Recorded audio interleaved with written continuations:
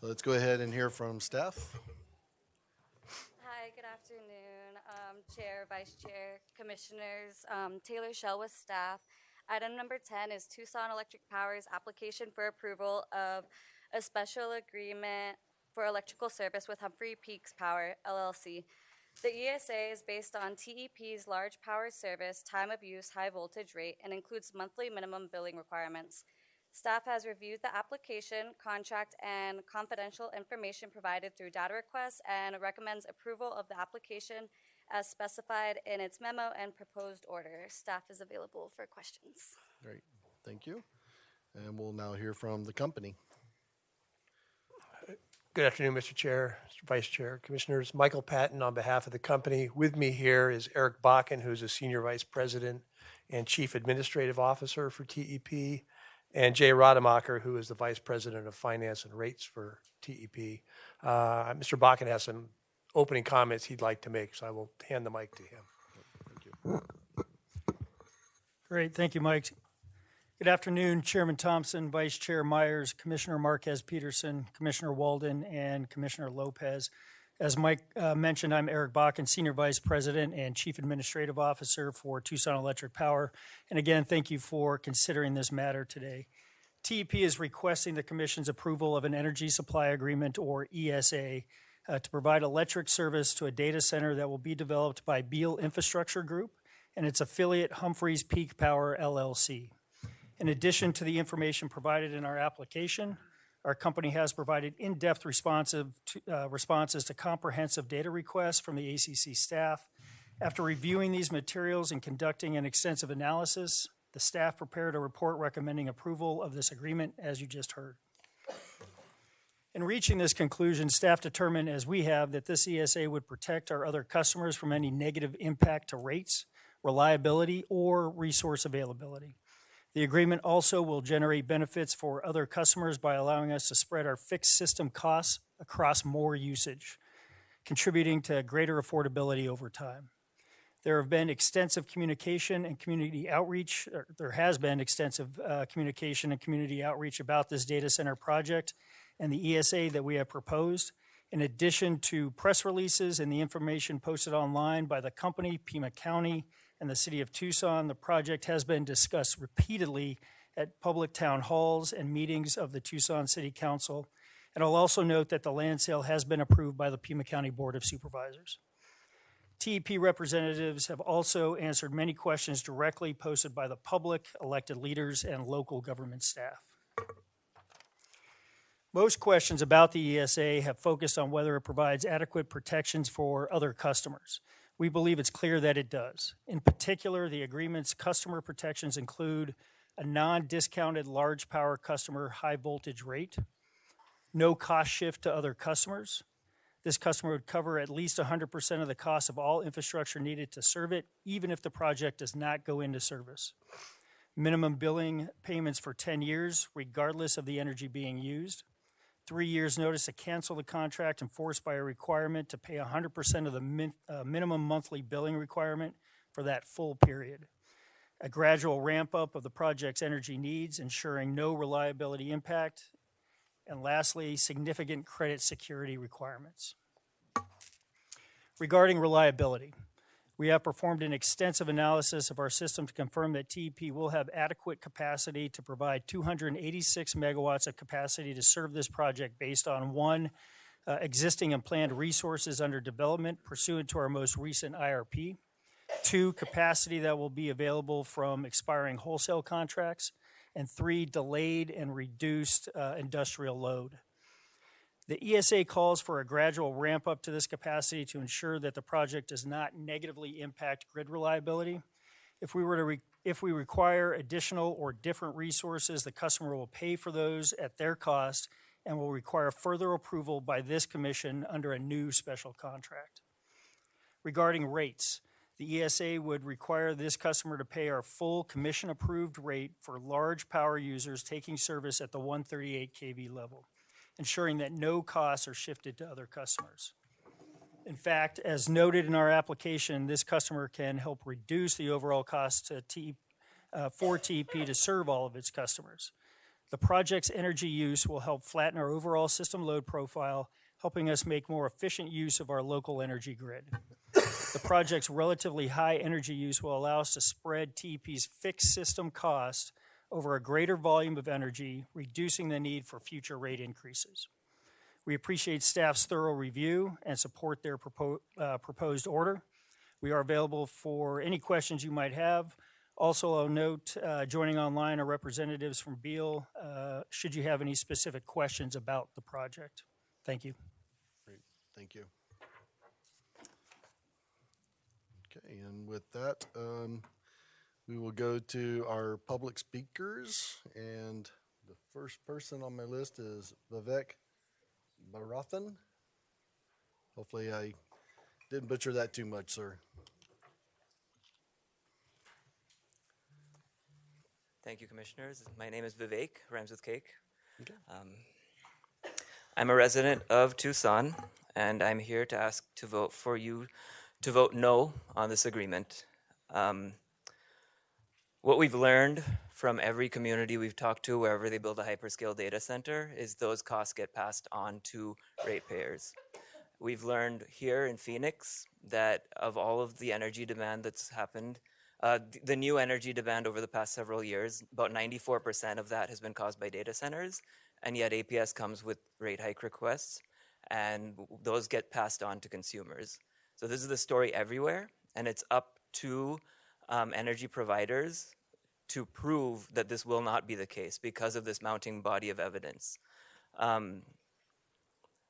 I provided my links in my public comment to support this. I wanted to say that in the approval process thus far, even though there were public hearings, yes, those public hearings moved our city council to vote against this project. In fact, 9 out of 12 of our local elected representatives have voted against this project. The only body to consider the whole, right, not just a segment of the project, like in terms of the land sale, in terms of zoning, the only body to consider whether this whole project was right for our community was the mayor and council, and they voted unanimously against the project 7-0. I would like to talk about TEP's partner in this, Beale Infrastructure or Humphreys Peak or whatever they're known as. We just found out that Humphreys Peak Power sometime in the last several hours was registered with the ACC. So we don't even know if they've been vetted as a business. Beale themselves yesterday's news is that Amazon is no longer a part of the deal. And now we're hearing that Meta is pulling out as well. So as far as we know, Beale doesn't have a customer. But that's clearly not what they told Pima County, because Pima County, in their records, showed that Amazon Web Service was the potential customer. So who even is Beale? Are they even real? We've heard from 3 Beale Infrastructure employees throughout this process who've been trying to sell our community on this data center. So is Beale just the 3 of them in a trench coat? It's really unclear who we're talking to or who TEP is negotiating with. Like they've said that this company has $30 billion in credit. How did they know that? How do you know that? Has anyone substantiated these claims? Vivek, I'm going to ask you to start wrapping up. Yep, okay. Well, you know, I'm not here to be glib about any of this process, only to highlight the absurdity of how Beale has operated throughout this. They've lied to our elected officials to their faces and in our presence. And, you know, last meeting I heard some of you grappling at the end of your meeting about the Department of Energy letter and states' rights. And I wanted you to know that that really resonated with me deeply, since I'm concerned that the overwhelming will of my community is being disregarded and overridden by the CSA. So I'm asking you to vote no, but before you is a request from the Tucson City Attorney to intervene and hold hearings on this matter to get clear and binding answers from TEP. So if you're not prepared to vote no yet, I'm at least asking you to give time for the City of Tucson's intervention. Thank you for your time. Thank you. Just as a reminder, we'll hold you to 3 minutes, 2.5 minutes. My policy advisor behind me will give you the flag to let you know that you need to wrap up. Our next speaker is going to be Bobby Carlson, followed by Lee Zeich. So Bobby. No Bobby. Okay. He left. And Lee. And then after Lee, it's going to be June Williams. I know she was here to speak earlier on the previous item. Thank Oop, I've cut on my hair. Okay. Hello, my name is Lee Zishi. I'm a resident of Tucson, served by Tucson Electric Power. I also organize with the Tucson DSA. And right now we have over 4,000 people that have signed DSA's petition in support of a public power utility, and over 1,000 people who have sent a letter to mayor and council asking them to move forward with a public power utility.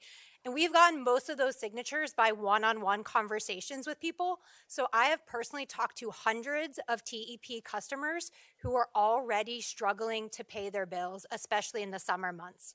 One of my favorite places to canvass, there's a broad range of people that come through with different beliefs in the political spectrum.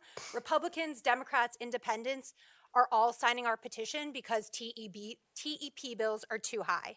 One woman told a reporter that her daughter is disabled and requires medical equipment, and that last December, almost her entire paycheck went to her TEP bills, and she could not afford Christmas gifts for her family.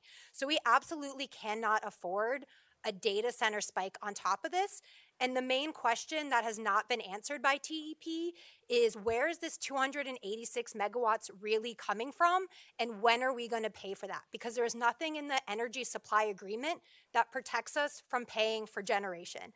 And in fact, TEP used to have a website up that said that data center capacity was going to be coming from the 200 megawatt Roadrunner storage. They actually then deleted that website because that project, that $350 million project, is in their current rate hike request, the one they filed the day that the county sold us out when they sold this land.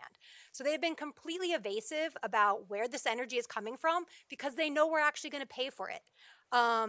They have actually told investors as part of their, I believe it was either their 9K or their 10K, that they're actually negotiating for 600 megawatts, not just the 286 before you, and that will cost $1.5 to $2 billion. We all know how they recoup those costs. That is through our bills. And there is no language in this ESA that protects ratepayers from paying for the generation. There's some language that talks about the switchyard, but ultimately they say that that will also be recovered through rates. All we have is a bunch of press releases from TEP and Beale, and they have lied to us about this. And so, you know, as Vivek mentioned, this whole deal is falling apart. Amazon has dropped Beale, and so now they're trying to rush and push this data center through. Don't give them a lifeline.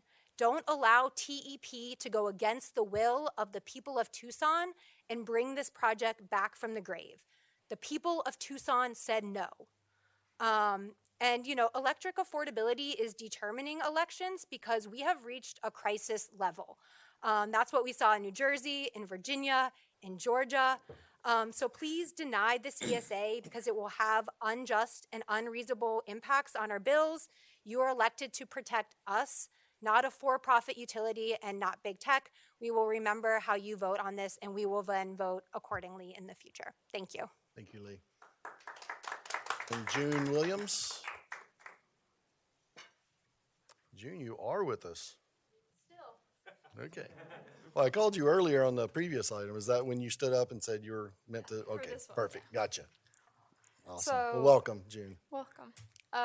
Good afternoon, everyone else. My name is June. I'm a member of the Party for Socialism and Liberation, and I drove all the way up from Tucson to oppose this deal between TEP and Humphreys Peak.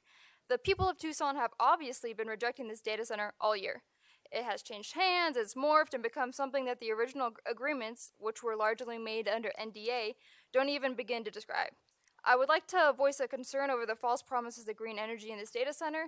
They say it'll be 100% renewable, but that comes through energy credits that are used to obscure the cost to the actual Tucson community. There is no current county health impact study that truly factors in the effect this energy-sucking building will have on us in 10, 20, 30 years. We also still have no publicly released full load reliability study, and at the same time, Project Blue would be the single larger customer of TEP. We cannot make decisions with this information in this time frame that adequately protects the people of Tucson. This data center also exposes the problem with a lack of foresight and unwillingness to meet our needs that our government and TEP are flaunting. Year over year, energy prices are skyrocketing, and people have to choose between AC, medical needs, and rent when it is over 100 degrees outside. We get told that, of course, our energy ratings need to go up because some Canadian company needs to make a profit. TEP lies about that, and then they've lied about their involvement and their backroom deals with this data center. There are no official guarantees from Beale that say the cost won't be offloaded to regular people. Also, this Frankenstein's monster of a data center will use an insane amount of electricity and will need to cool on the way into the data center with water. And as a reminder, the city of Tucson denied the annexation of the land because of the concerns over water uses. Water is a finite resource, and I would hope, as people who live in Arizona, water is a top priority. I would also like to voice a concern over the jobs that will be lost over this data center. Reports say that Beale might be leasing it out to Meta, which has actually laid off much of its AI departments, 600 jobs. This also does not count the artists, writers, and other workers whose jobs will be taken away from them with absolutely no safety net. Does that sound like a type of stable, safe jobs that Tucson desperately needs right now? We need to start planning for our future today, and we need to stop selling it to multinational companies that want to strip it for parts. Thank you. Next, we'll hear from Lexeri Coronado.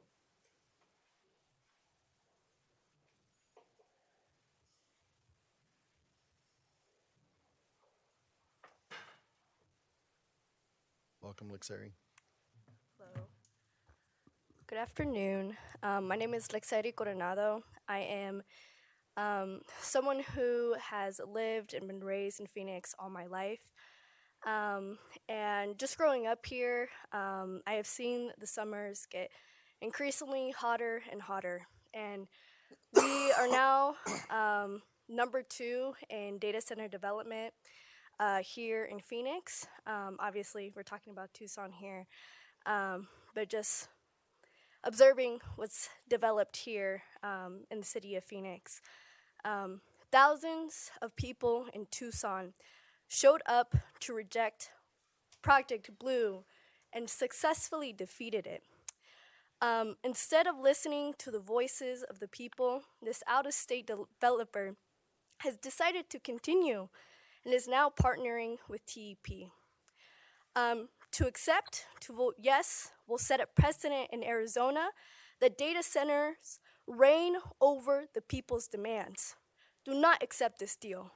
Do not accept this deal. Do not set the precedent that the needs of the few surpass the needs of the many. The new boom of data centers is going to increase water stress by up to 17% in certain places of the valley.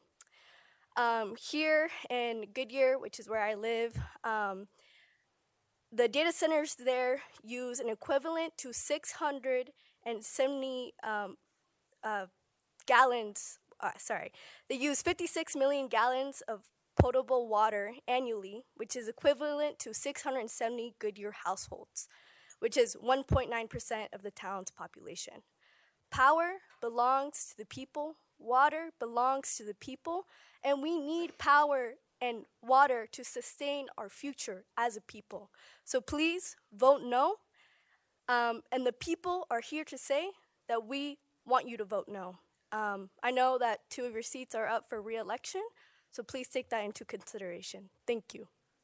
And I don't really agree with threats there, but okay. Jalen Woodward, please. Jalen? No Jalen. Renee Peters. No Renee. Oh, Good afternoon. I am currently at school and am requesting that someone that is present there read my comment for me. okay.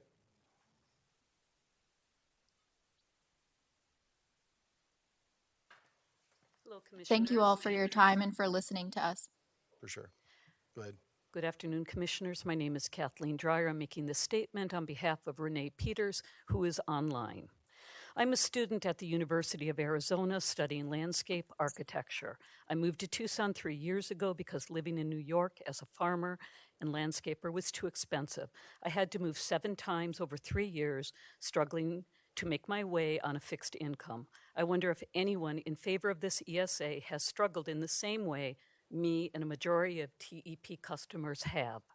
I have come here to start over because I felt inspired by the quality of life I could actually afford, and now I want to spend the rest of my life here working as a licensed landscape architect. This agreement jeopardizes affordability that brought me here and the family that keeps me here. It also threatens our safety as current TEP customers. A giant data center is like dropping a small new city onto our grid overnight. If TEP hooks it up before the grid is ready, it pushes everyone closer to the blackouts and rate hikes. Serving this data center could overload lines and increase the risk of emergency. Excuse me, I have to scroll down. Outages during extreme heat, exactly when we need reliable power to survive in the desert. My safety and my ability to afford to stay here are directly at risk. On top of that, TEP admits the $23 million switch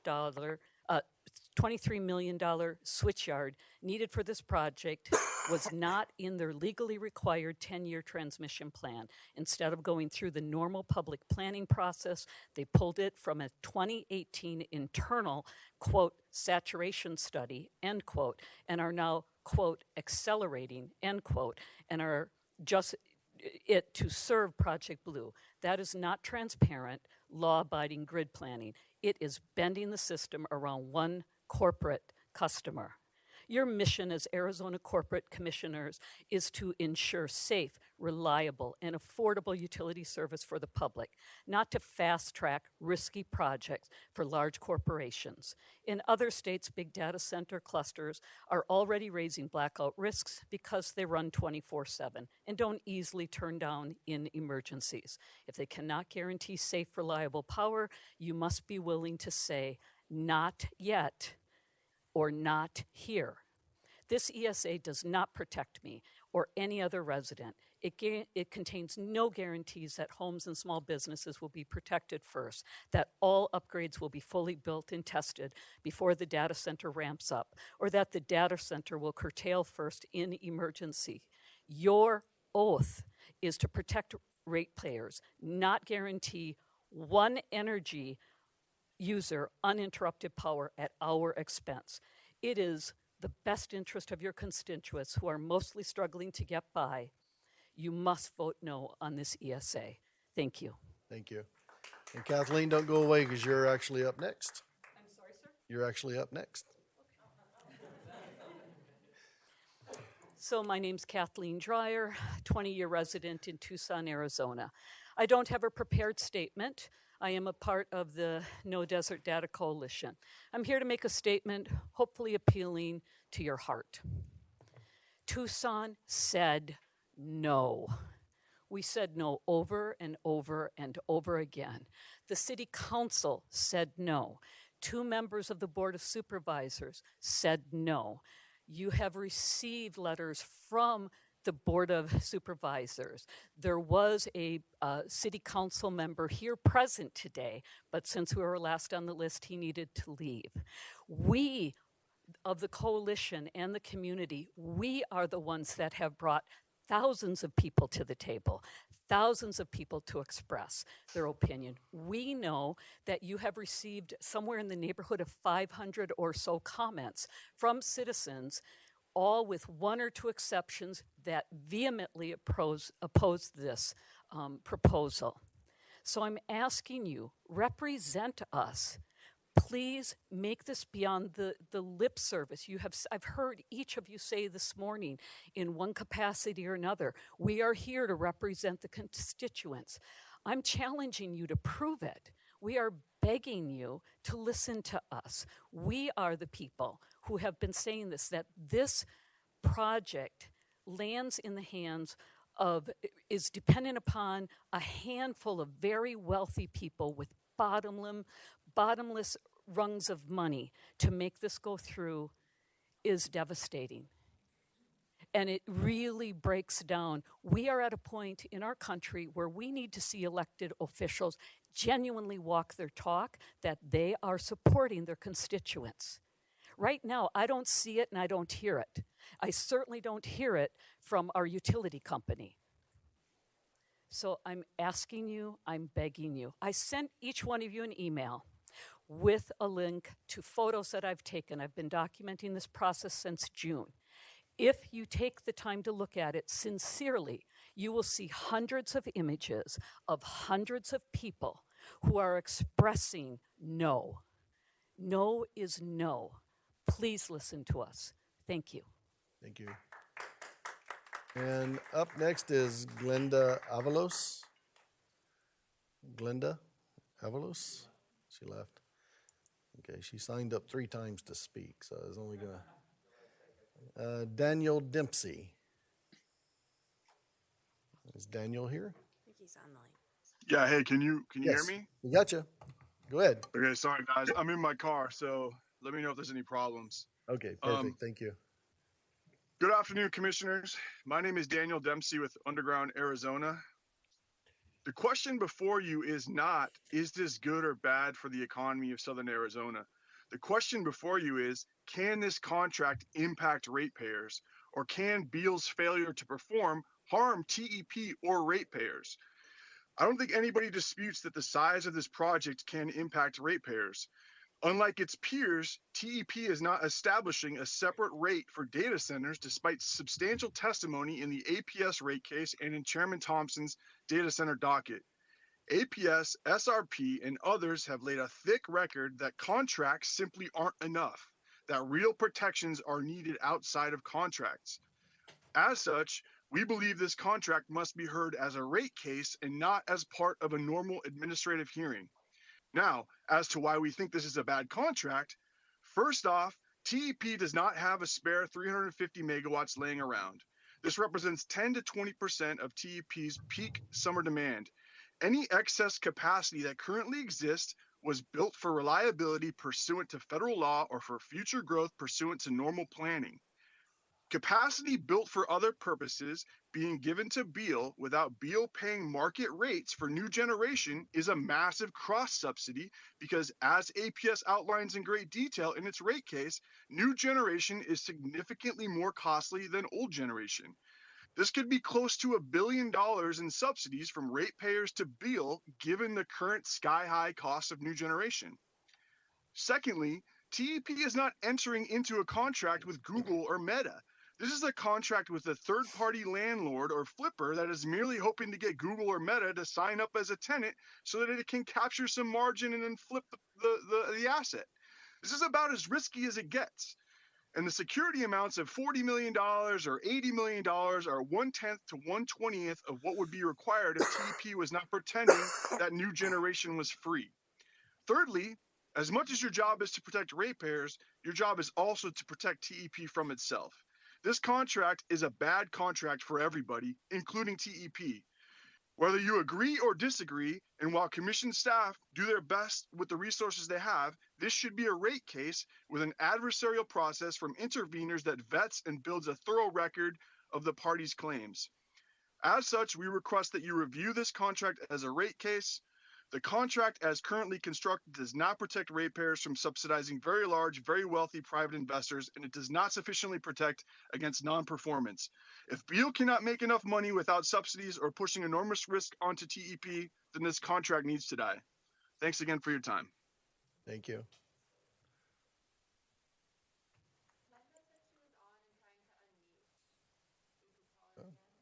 Okay. Hi, it's Glenda. I was here, just couldn't unmute myself. Okay, go ahead, Glenda. I went to you today, and then I had to go ahead and come home.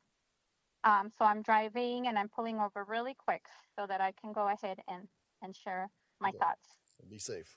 So, yes, just pulled over. Affordability crisis. Daily struggling families are being forced to bear more than what they can carry due to the continuous push for economical growth that only favors a few. Increasing profit margins. Our communities are pushed deeper into despair with no light of hope to alleviate the weight of their burdens. TEP's proposal to provide power to the proposed Project Blue site is entirely insignificant and does not protect current ratepayers. This agreement puts residents at risk of substantial rate increases, brownouts and blackouts, air and water pollution, and more. In addition to no enforceable protections for the current residents who are already in an affordability crisis. Across the nation, we are seeing how customers are subsidizing the energy demand for these data centers. There is more to lose than there is to gain from this proposal. One of the biggest issues has been uninformed decisions at all stages of this project and transparency. There are no publicly released full loaded reliability studies, no field cost contaminating modeling, demonstrating no cost shifts, and no transparent assumptions of showing how TP covers timing, risk if planned resources slip. The decision is moving forward without the fundamental evidence that should precede it. This tidal wave of data centers, these tidal waves of data centers needs to be looked at as a regional issue. And yes, it is an exchange of wealth, and we are looking to you to safeguard our communities with informed decisions and to stop lining the pockets of these multi-billion-dollar utility company corporations. As elected officials, it is your duty to ensure the people who are elected you are actually represented and in your best interest of your constituents. We call on you to deny this ESA that will only push our communities deeper into this affordability crisis. We are asking you to be righteous and not side with corporate greed. Thank you. Thank you. Next, we have Rock Perez. Rock. Hi there. Okay, go ahead. I'm joining online. I was there earlier today. I think Dan and Kathleen said it best, and I do want to firstly thank all of them for making their way up to Tucson. Unfortunately, I had to head back. Commissioners, up until yesterday, I had the honor of stepping into the role of council member with the city of Tucson to fill a vacancy representing the South Side. But today I kind of joined, from that outside perspective now as a fellow Tucsonan, outside of office. During my time representing the South Side, I came to understand that, the South Side really has borne a cumulative burden of industrial development, environmental exposure, disinvestment, I think too rarely receiving proportional benefit. And then I think also just from my office perspective itself, we are the one ward office in Tucson that is consistently inundated hour by hour, day by day, when it comes to utility assistance and housing cost assistance to a heavily impacted community. And so for me, I still felt an imperative to join here today despite not holding office, because I think that this deal with Tucson Electric Power and Humphreys to have made its way up to the Corporation Commission is quite unfortunate. Again, as everybody else has talked about, the land disposition with Pima County had gone through the Pima County Development Commission, and even they felt that they went through something with blinders on. The same could be said for the Pima County Board of Supervisors. And fortunately, thankfully, unintentionally, Tucson Mayor and Council had actually took a summer recess in July, which had actually afforded enough time for local nonprofit media to do several public record requests. And by accident, thankfully, did we finally discover who the end user was, Amazon Web Services. But even then, we've just learned that they have pulled out. We had heard speculations about potential Meta entering into the agreement as an end user, until today where we learned that they have potentially pulled out. And so all that being said, we still do not know who this end user was. There has been a consistent lack of transparency. There's still to this day, despite nearly half a year in this conversation.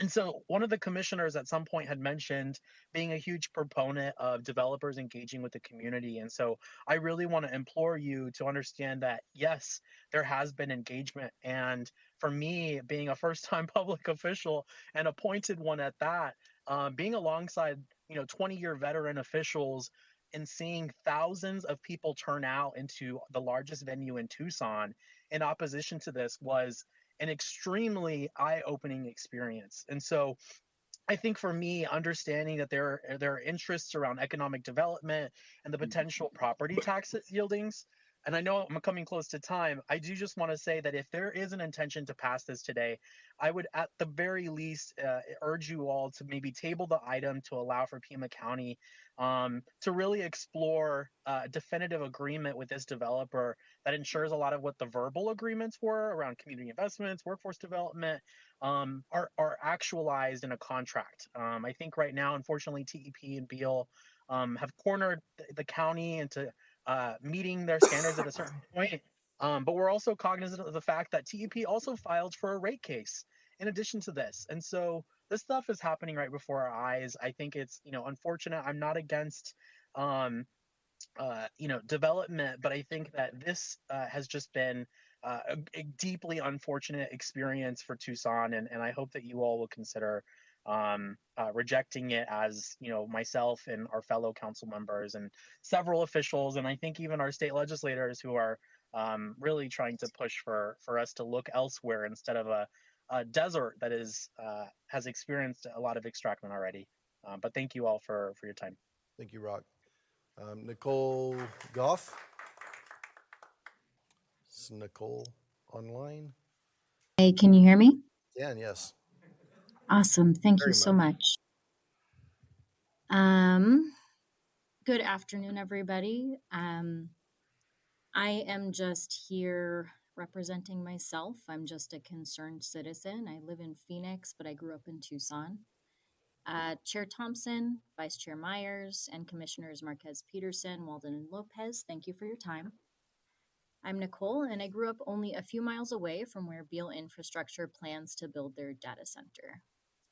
My father is a disabled Air Force veteran who served in Desert Storm, then went on to serve the Air Force in a contractor role for many years after that until he finally retired earlier this year.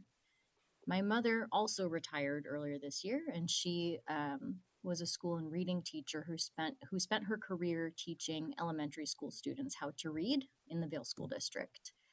The Beale School District is the school district that the data center would be within the boundaries of, the closest school being only a couple miles away. I am very concerned about how this data center will affect electricity costs for Tucsonans and how much water the center would potentially use. As of now, there have been no clear guarantees to consumers about how water and electricity needs would be met without increasing already mounting costs for electricity and detracting from the water supply of humans and animals who need clean water to survive. Additionally, there have been reports of data centers in other parts of the US causing things like rare cancers or COPD in previously healthy non-smoking individuals, as well as increases in miscarriages for people who live close to the campuses. Tucson's desert is a beautiful, special place.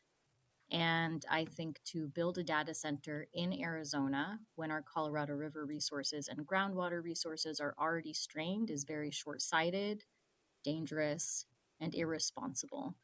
I ask the commissioners today to please vote no on this data center. I think it would be disastrous for the communities surrounding the data center and for the land itself.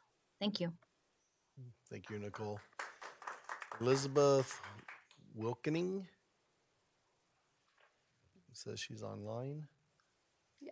Can you hear me now? We can, yes. All right. Hi, I'm Elizabeth Wilkening. I'm a resident of Pima County and a customer of Tucson Electric Power. And I'm against this agreement between Humphreys Peak Power, Tucson Electric Power, and Beale to provide power for the proposed Project Blue Data Center complex. I'll outline 3 of the main reasons that I'm against this. 1, the energy requirements are outrageous. The proposed DSA is downplaying the amount of energy that will be needed for this project at 286 megawatts monthly. The initial estimates for this project when it was announced as an evaporative cooling data center was 250 to 350 megawatts. At the 286 megawatts they're quoting in the ESA, this still amounts to 3.43 terawatts annually. That's the equivalent to 88% of TEP's annual residential delivery. It's effectively providing energy to a whole second Tucson. 2, water usage is not outlined in any of the contracts we've seen. The city of Tucson has already turned down this data center because of water usage in an area where their 22-year groundwater maps show a decline of 80 feet in the aquifer.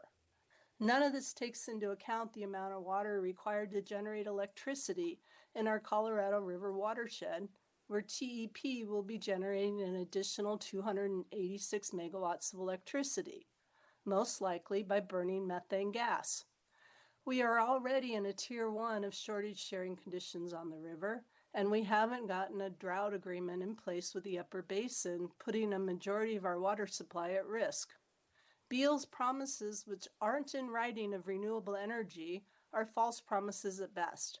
Plus, they only mention renewable credits, which aren't the same as generating 286 megawatts of power locally with solar energy. 3, and lastly, is TEP, Beale, Humphreys, Blue Owl are all trying to fast track the CSA through without going through the proper procedures and long-term oversight. The proposed switchyard is bypassing rules since it was not in the ACC-approved TEP 10-year transmission plan.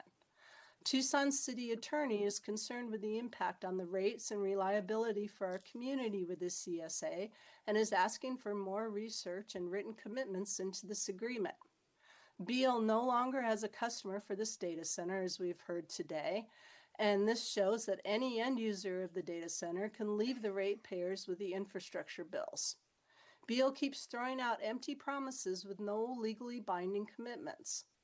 I'm asking my elected representatives on the commission of the ACC to vote no on the CSA and hold TEP, Humphreys, and Beale to proper proceedings and due diligence in their requests. Thank you for your time. Thank you, Elizabeth. Laura Silva.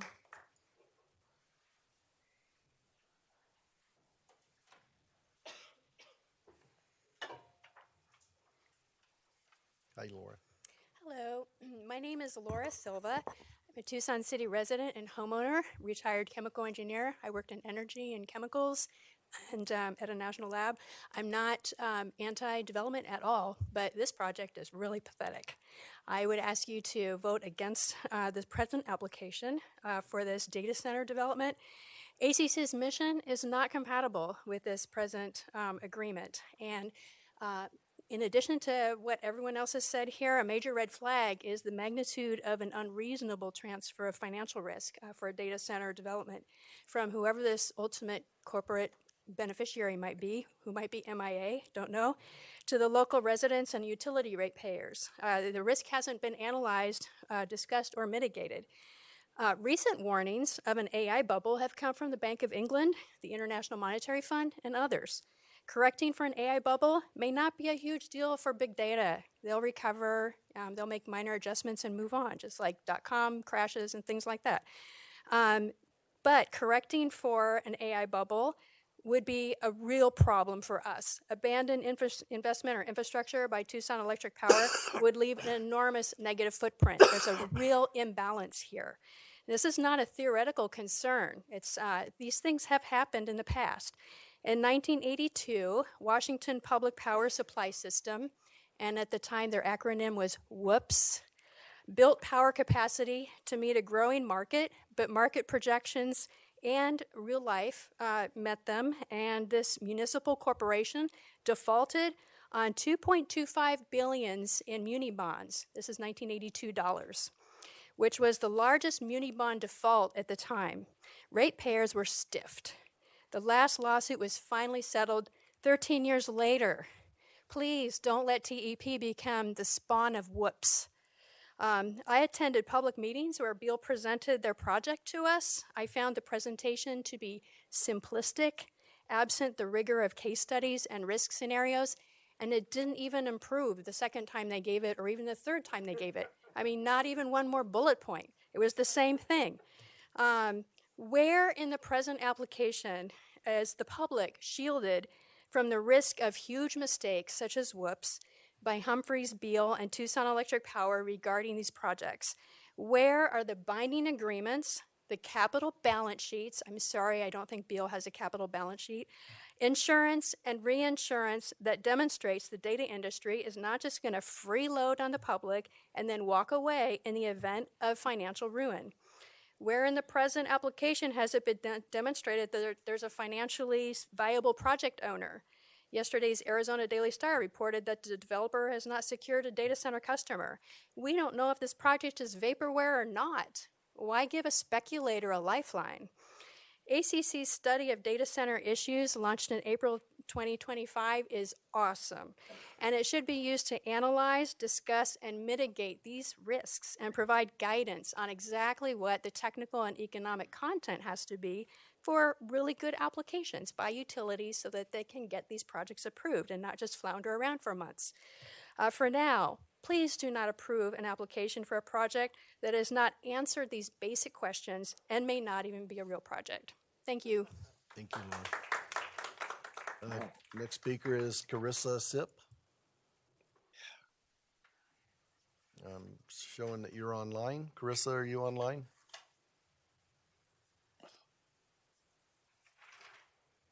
I don't see you. It's bottom left. Oh, you're there. Carissa, if you could unmute yourself.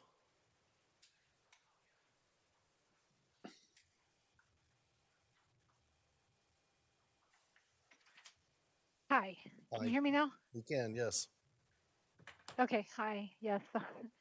I'm Carissa Sip. I'm from Tucson as well. I've heard everybody talking today and they've just done an excellent job. So not to berate their facts, but I agree with all these constituents that are basically not just begging, but asking for due diligence in the review of this ESA and asking for you to oppose it today.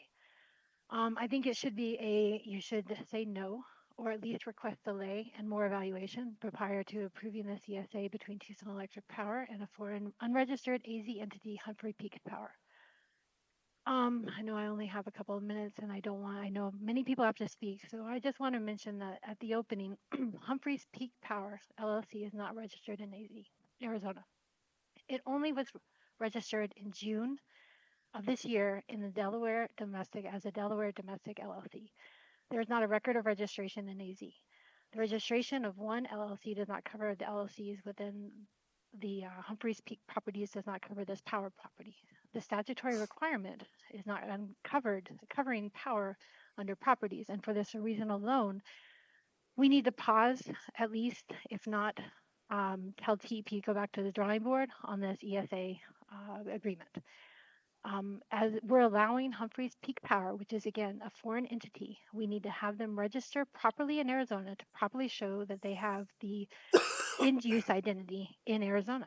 A trust us is not sufficient given the flip-flopping that has occurred within the development history of this whole project since the inception. There's a lot of mistrust. There's been a lot of secret handshakes and communication that have made a lot of things that like this suspect. I would say second, in addition to this foreign entity not being registered in Arizona to do business with the ACC, I would say the speculation of the power at 300 megawatts severely undercuts the recent November 2025 financial release showing 600 megawatts development noted by Fortis, which is the owner of TEP. I think that there is lack, if anything, of modeling to support the just under 300 megawatts from this supply. I also think that TEP, if they did have the modeling, they would share it and they would be transparent about it. I don't think that anybody has done the work to model this. I don't think anybody has done the work to model a data center. I don't think anybody understands the load of a what they call cloud computing data center or an AI computing data center within the expertise of TEP. I have talked to TEP before and they have taken the numbers directly from Beale. And again, Beale is the developer. Humphreys Peak Power is an unregistered foreign entity that is trying to provide the power that we're trying to make the connection to. And then Humphreys Peak Properties is the owner of this property deal with Blue Owl owning the whole thing. So it's like how would you say, a shell game of companies that are both legally protecting themselves, but not protecting the people in Arizona. I want to see the release of all these models and have a clear understanding of how they're going to use their power, what they're going to do with the power load, cooling requirements, and overall need in the middle of the desert on a 120-degree day. I want to see that, make sure that they are estimating correctly for the use case of their servers, the loads that they expect, and the loads that they are telling their, and I say this because you can't see me, quote unquote, customers. Now, I know we had Amazon, which was cloud computing, and I'm going to give an example. A server could take 10 watts and run through a cloud computing. If Meta, which was mentioned yesterday, and I know that's been dropped out, but if Meta or Carissa, another AI, I'm gonna ask you to start wrapping up. okay, if Meta or another AI data center was to come in, they would pull 60 watts on the load of that server. So imagine 6 times the power draw. So if we're asking for just under 300 today, it's going to be 1,800 by tomorrow if an AI center comes in. So as of right now, I am asking the ACC to stall or at least pause in the approval of this, if not just a flat out no. Great. Thank you, Carissa. Rachel Winch, showing in person. Rachel? Yes, I did have to leave, so I'm appearing telephonically. Yep, go ahead. I did get the gift of getting to hear earlier during the meeting statements from commissioners about desire to protect ratepayers and protect our utility grids. I hear from the commissioners a strong emphasis on ensuring that some ratepayers, especially low-income ratepayers, are not subsidizing the cost of other ratepayers, especially higher income ratepayers. TEP's plan to provide power to Beale infrastructure and its LLC, Humphreys Peak Power, could be a massive ratepayer subsidy of one of the wealthiest customers. Well, the plan outlines that Beale will cover the cost of 2 new 138 kilovolt lines. The cost of the new switchyard and associated substations fall to TEP, which can be passed on to ratepayers who are already facing high electricity costs. The energy supply agreement does not provide a clear plan for how the costs of this infrastructure will be paid for, nor does it require that Beale Infrastructure or Humphreys Peak Power pay for this power generation. We've already seen massive issues in other regions of the country, such as currently in the Mid-Atlantic states and part of the Midwest, where research has shown that if PJM, the largest power grid operator in the United States, does not take action, most of the financial burden of new data centers could fall on ratepayers at a cost of an average of $70 per month for the average family. With the cost of energy already going up, we can't push this burden onto ratepayers. One of the commissioners today stated that ratepayers should not be on the hook for research and development. And I see this is taking that, and this is a big risk of experimentation right now. The data centers are very new, and the contract is only for 10 years.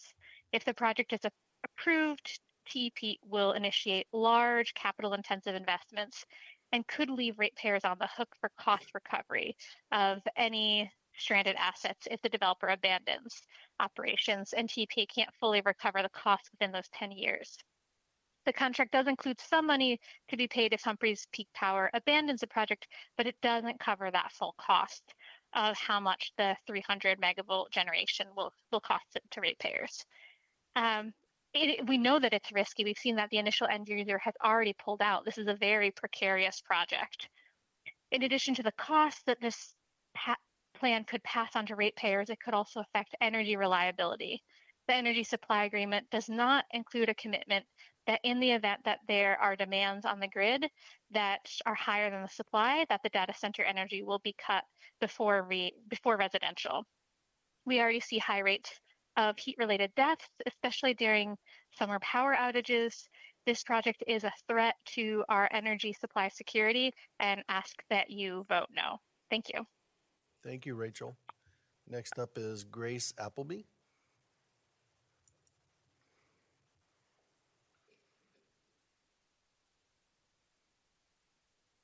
Hi, Grace. Good afternoon, Chair Thompson and Commissioners. Thank you for the opportunity to speak today. My name is Grace Appleby. I'm the Executive Director of the Arizona Manufacturers Council, also speaking on behalf of the Arizona Chamber of Commerce today in support of the ESA. Arizona's employers rely on stable, affordable, and reliable energy. Our ability to attract major investment, especially high-tech and manufacturing projects, depends on a regulatory environment that provides certainty while protecting existing customers. TEP's proposed energy supply agreement delivers on those priorities. This agreement ensures full cost recovery and includes strong safeguards, such as credit requirements, minimum demand payments, and termination fees. These protections ensure that if the project doesn't build out as expected, there's no cost shifting to residential or small business customers. The customer will pay the commission-approved rate for TEP's largest users without any discounts or incentives. Just as important, the project will be served using existing resources and clean energy assets already in development, voiding the need for new generation for this initial phase. That is responsible, disciplined planning. From a business community perspective, this agreement keeps Arizona competitive. Large users such as hyperscale data centers are choosing states based on reliability, clean energy access, and regulatory certainty. These projects deliver significant capital investment, high-wage jobs, construction activity, and long-term tax revenue. TEP's framework also reinforces a principle that matters to all of us: growth pays for growth. Future phases and additional projects will require customers to fund the new resources needed to meet their 24/7 demand, protecting other customers from cost impacts. For these reasons, we urge the Commission to approve the ESA. It protects existing ratepayers, supports responsible planning, and strengthens Arizona's competitiveness for high-value industries. Approving this agreement sends a clear signal that Arizona can meet the energy needs of major employers while keeping costs fair for everyone. Thank you for your time and thank you for your leadership. Thank you, Grace. Next up is Susan Dowling, online. Hello, commissioners. Can everyone hear me? We can, Susan, go ahead. Awesome. Thank you for letting me speak today. I live in the Phoenix, Arizona area, but I'm also representing my aunt who lives in the Beale County area and is against this ESA.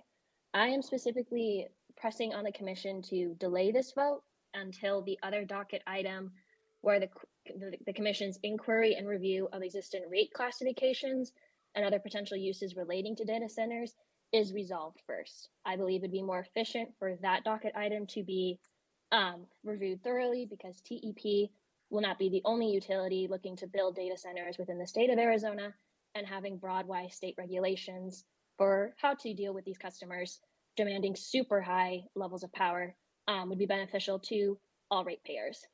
I believe there's also precedence in other states for how to deal with large, gigantic, let's call it, power sources. Specifically, the Michigan Public Service Commission had a deal with one of their utilities to create a new tariff rate for customers in data centers that require a minimum of above 100 megawatts. And since this TEP project would scale up to 300 megawatts, I believe it'd only be fair to demand similar contract language or stipulations from the ESA. The ESC on the application had a disclaimer in Article 3 that said that electrical service hereunder may be changed to a different rate schedule that replaces the large power service time of use high voltage rate only upon mutual agreement of the utility and customer. So while it is not particularly clear why such a agreed upon rate would change within their service agreement, it would only be up to the utility and the customer in and of themselves. And so any decision made from the ACC today would not impact their ability to change their rate. And so I find that concerning just as a citizen, that they could change the rate of payment for whatever reasons without being properly disclosed to the public. So I urge the commission to delay this vote, pause this vote until the structure for data center payments in general can be applied maybe statewide for all utilities to follow in the future. Thank you. Thank you, Susan. Andrew Burchell. I'm showing you are online as well. Andrew, you're online. Can you please unmute? Okay, sorry, can you hear me? You can, thank you. Please proceed. Awesome. Okay, so thank you. Thank you so much for letting me speak. I am currently living in Tempe. I am a data scientist with a PhD who's worked with local government, and I'm I'm talking today for my friends and family in Tucson. As you know, many people have said and brought up a lot of the issues with this possible deal. I just want to highlight the broader patterns with data centers cropping up across the US. Some people have mentioned the jobs, the revitalization, things like that. But in general, we're seeing a pattern where these do not materialize. Tucson has sort of democratically made its voice known. It's not interested in this project. And yet, like many other projects, especially with data centers, certain regulations, it seems like they're being flouted and stuff. For example, this has happened before in other states, similar sort of disappointments. For example, Switch promised in Michigan that it would have approximately 1,000 jobs. And because of that, won special deals and big tax breaks, but it only ended up yielding 26 jobs, which is essentially 2% of the promise. And then on top of that, lawmakers subsequently restructured and extended exemptions and tax breaks for this. That's one example. Also, we're seeing this in Virginia, and Meta has a big one in Louisiana, and they're starting to crop up across the Midwest, where we see huge water cooling needs, huge electricity needs, but relatively toothless incentives and audits to sort of make sure these promises, because there are a lot of promises, actually materialize. For example, in Ohio, we talked about how good these jobs might be, but the per job cost at Google's data center averages 1.4 million. So that means the state is essentially subsidizing these jobs, and on top of that, the state is paying for these jobs. It is not coming back to the economy.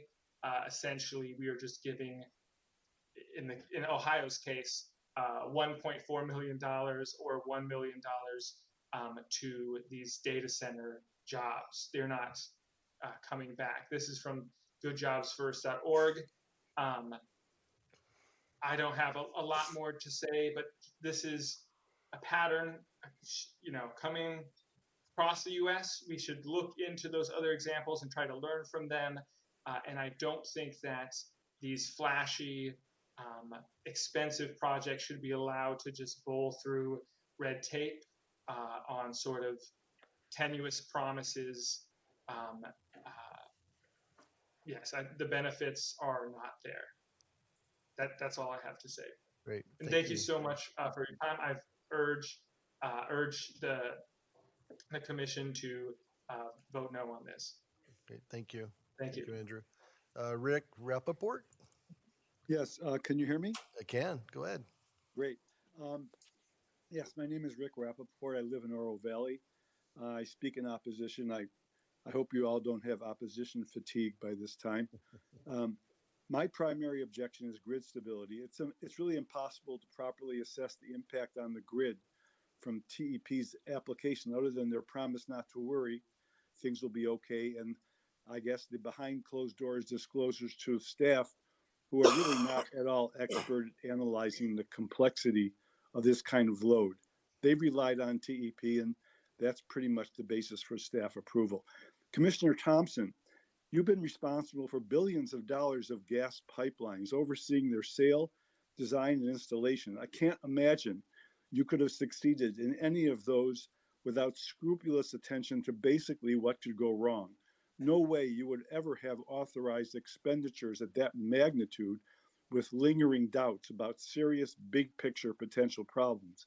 Commissioner Myers, you've stated you're a strong advocate for rate paying customers with your background in the exactitude required for software engineering. I also can't imagine you're continuing a project without accounting for the pitfalls and risk reward attendant to each step of the way. The ESA agreement has the kind of gaps between promises and reality that wouldn't see you going one step further in your career field until you were pretty darn certain the whole thing wasn't going to go belly up for reasons that were absolutely foreseen at the start. Commissioner Marquez, you've been a successful business entrepreneur and owner.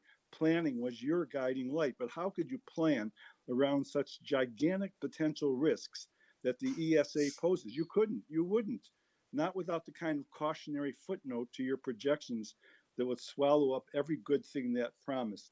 Commissioner Walden, your outlook is deeply rooted in the power and responsibility of individuals to make a difference in their own lives, but ratepayers are way out of their league when it comes to going toe to toe with higher electricity prices. You have to be their representative. They can't do it as individuals. The ESA has more promises and fewer facts to back them up than you'd make in deciding to buy a TV set. Do the right thing for those who trust in your hands. And Commissioner Lopez, your career in project management, you would never have had a successful one had you made decisions based on performance promises from companies that had zero track record of even attempting the project you were managing. Neither Humphreys Peak Power, the contracting party, or its affiliate has ever built a data center. Cannot imagine you planning a gigantic project with implications far greater than profit and loss with the sketchy information here. Commissioners, I implore you, search your own backgrounds. Ask yourselves if in your careers you were presented with what TEP is presenting you here, would you have gone full speed ahead and just said yes? Cannot imagine it. You want a true expert on the issues before you, reread what Adria Brooks submitted, saying there are too many pitfalls here to go forward with this ESA. She's a PhD in electrical engineering, a certificate in energy policy, decades of real world utility experience in the trenches of electricity supply. She's not anti-data centers. She has no end game. Don't silo her. It's rare for you to have this level of unbiased information at the ready. Use it wisely. Thank you. Thank you, Rick. Next up is Angela. Um, I'm not sure the name. Dacu Parks. I'm showing you're online. Angela, are you online? Yes, can you hear me? I can. Okay, perfect. All right, hello. Let me pull up my notes real quick. Okay, all right. Hello, Chair, Vice Chair, and Commission staff. My name is Angela Duque Parks. I'm an Arizona native that has seen my beautiful state change before my eyes. Along with that, the data centers that have taken away resources from Arizonans and those that live here. The proposed data center in Tucson will take away from the community and from the Sonoran Desert. Beale Infrastructure and Humphreys Peak Power, a non-registered LLC in Arizona, says thousands of jobs will be created for the construction of the building. These positions are temporary and they are not long-term. Beale Infrastructure has also changed their tune from using reclaimed water to using renewable energy. The alternate cooling system will consume more electricity than would have been required by the reclaimed water system they initially proposed. And earlier this year, TEP, a Canadian-owned company, has already asked for a 14% rate hike for the upcoming year. The writing is on the wall. Beale Infrastructure promises to invest $15 million in community initiatives. That monetary fiat amount is not enough for the lasting damage and effects they will cause to the surrounding landscape. It will not be enough for the resources they will be taking from the community of Tucson. The desert has finite resources, not unlimited. The Project Blue development has no intention to actively regenerate and revitalize the land, only to exploit the Sonoran Desert. They are not in the interest of the community, as is evident by the undermining actions they are taking today. While the Arizona Corporate Commission sits here, Beale Infrastructure is actively looking to acquire proposed 600-acre data center campus in Miranda. Their actions show they don't care. But do you know who does care? The community and the people that make it. Marion. I ask that you listen to the people and communities you represent. The City Council of Tucson voted against the proposal. Tucson Mayor voted against the proposal. I say no, and I ask that you vote no against the agenda item 10. I thank you for your time. Thank you, Angela. Next up is Elena Ortiz. Elena, I'm showing you are online as well. Searching. Hi. Hi. Go ahead, I Elena. might need to stay off camera for bandwidth issues. That's okay. Go ahead. Let me pull up my notes here. It's been a long day online. Well, good afternoon. My name is Elena Ortiz. I'm a Tucsonan, a registered and regular voter in Pima County and a TEP customer. And I'm also joining my fellow Tucsonans in urging you to deny the TEP Beale ESA. There's so much wrong with this project. And I recognize that much of that falls outside of the purview of this body as the ACC, but it truly is difficult to address my concerns without that full context. I think other folks have done a great job of that, so I'll try to focus on your authority. So I do have concerns about this project's impact on affordability and reliability, which does fall under the ACC's constitutional authority. This ESA poses to negatively impact energy affordability and increase rates for customers. The new switchyard and associated substation costs fall to TEP customers. Why is Beale not covering this? Are these costs included in TEP's proposed rate hike for next year, or will this be an additional expense later down the line? Data centers are brand new to the Tucson area, and TEP has no experience serving one. Where is TEP's long-term system plan? How are they ensuring billing charges and termination payments from Beale are enough and won't impose burdensome rates and rate hikes on customers in the future? TEP has not been forthcoming with this information and is evading your good questions in the docket. We need to hold them to that. Next, the ESA does not include sufficient protections to ensure grid reliability and reduce power disruptions, which is a huge threat to well-being and health. For example, the ESA doesn't prohibit the data center from switching to backup power or shedding load at TEP's request, which others have spoken to the catastrophic impacts that reliability has in the desert, where extreme heat sent over 4,700 Arizonans to the emergency room this year alone. Where is the evidence that TEP has done its due diligence to protect customers from energy interruptions? My third point is that this project will further contribute to climate change and reduce our chances of moving to clean and therefore more reliable and affordable energy. The ESA doesn't actually include a commitment to 100% clean energy, and TEP has indicated that they'll use RECs to meet this supply, which is such a missed opportunity here in the desert. According to RMI, gas power is estimated to double in costs in the next 2 years, and solar and wind are the cheapest energy sources, with their costs continuing to drop. So clean energy is not just good for climate, it's good for affordability. I'm going to close my remarks because I know I'm reaching time, but we kept hearing today about increasing energy demands and the urgent challenges to meeting our power needs. Tucson is paying attention, and we see that this demand is driven by data centers, bringing higher energy rates and dirty power development, like expanding gas plants, which we're seeing with our neighbors to the north in Phoenix and across the nation. We should be expanding our energy capacity to decarbonize our communities. This backtracking for data is devastating. This ESA only concerns one project, and I recognize your ability to regulate cumulative future cost shifting for this project and any others that get added is really beyond just the scope of this agreement. So I ask that beyond this ESA, how are TEP and the ACC proactively trying to break this repeated practice of passing data center costs to ratepayers that we see across the nation? And how is the ACC protecting ratepayers in the long term? Please reject the ESA. You've indicated that you respect and want to follow community voices and community desires in previous items on today's agenda. The county and the city of Tucson are actively working on zoning and ordinances related to data centers. Please let localities lead in this work, and please reject this ESA. Thank you so much. Thank you, Ilana. Noel Canez. I'm showing you're online as well. Noel?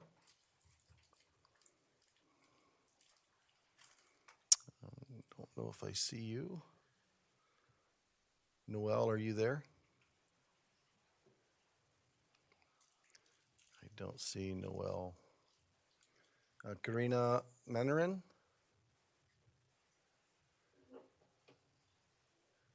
Karina, you're online as well. I'm not seeing you either. Katiana Anada.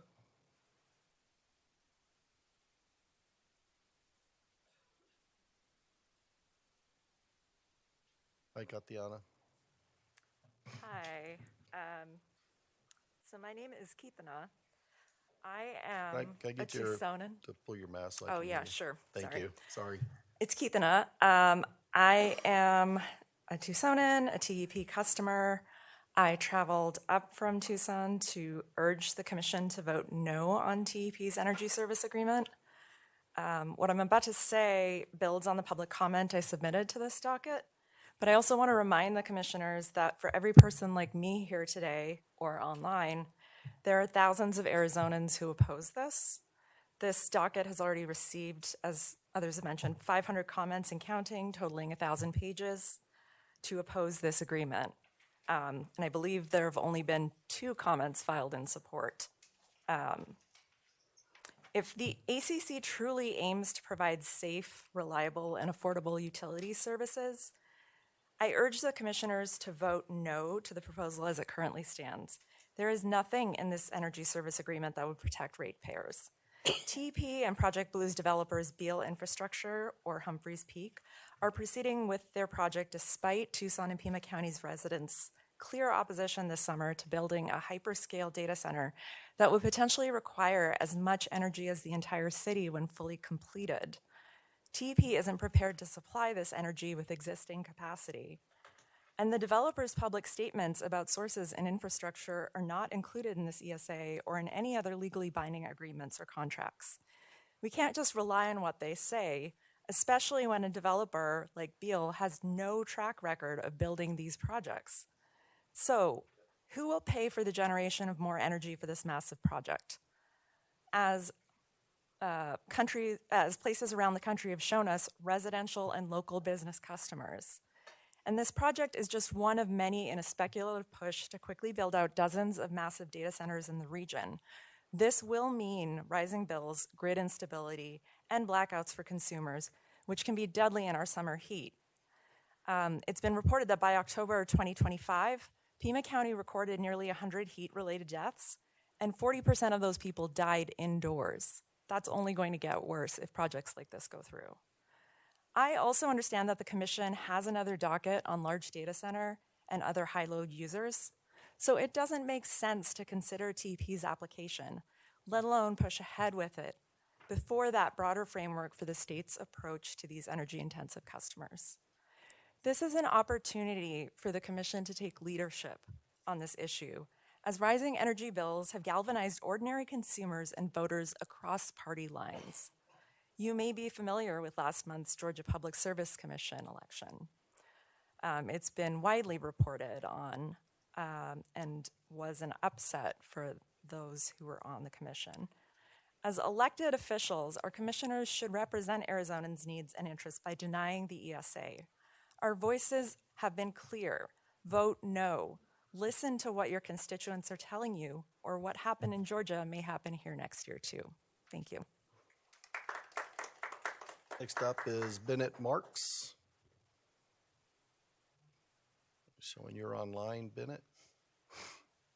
Hello. Go ahead, Bennett. So I'm just going to keep this brief because I'm pretty late for work. I'm going to be very frank. Your website says that your mission is a safe, reliable, and affordable utility services. This deal would completely undermine that mission statement. The cost of living has been steadily rising, and wages have stagnated. This means that any increase in cost to those who live paycheck to paycheck, like myself, would be crippling. I must remind you that you are public servants. You have a duty to the Arizonans who elected you, regardless of their income status or political affiliation. Heed me when I say this. People will learn of what you do today. Your names will forever be attached to this decision. Oppose this deal. Make it clear that you're acting in the interest of the people. Thank you. Thank you, Bennett. Margot Atul, showing you're in person. Margot? Supposed to say Marco. It's spelled M-A-R-G-O. Apologies. Okay. Won't make a mistake Not a when problem. I speak. It's okay. How's it going, Chair? Unfortunately, no Vice Chair. Commissioners, thank you for letting me speak. I am a TEP customer, and I stand in opposition to this proposal by Humphreys Peak Power. Humphreys Peak Power may have only registered their LLC earlier today, but we in Tucson are already familiar with the people behind it. TEP's agreement with Humphreys is a means for TEP to provide electric power to a data center project. Why TEP is approaching the ACC today to ask for your approval for this project is honestly grimy. The public organized Tucson City Council voted against Project Blue. Project Blue has publicly gone through 2 end users, both allegedly citing public opposition as their reason for pulling out, and now doesn't have a clear end user. We don't need this. It's clear Tucson doesn't want this. It's being said even AI corporations don't want this exact project. Why should it be approved at this time?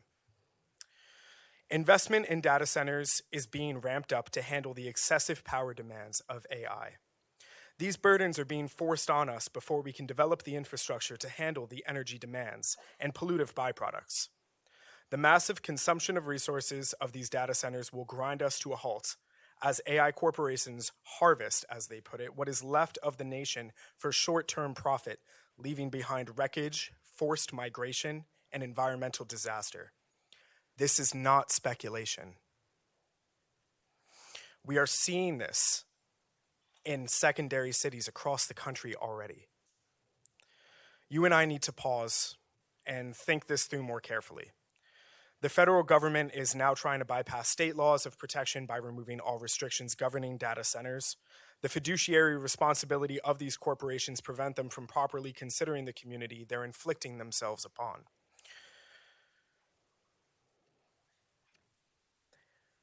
I urge you to chart a different path today, one that prioritizes community needs over foreign profits, environmental justice over economic growth, and community participation over backroom deals. Some may say that data centers are a necessary evil, but they do not belong in our desert. I urge you to vote no and reject TEP's proposal. Thank you. Thank you, Marco. Next up is Derek Espadas.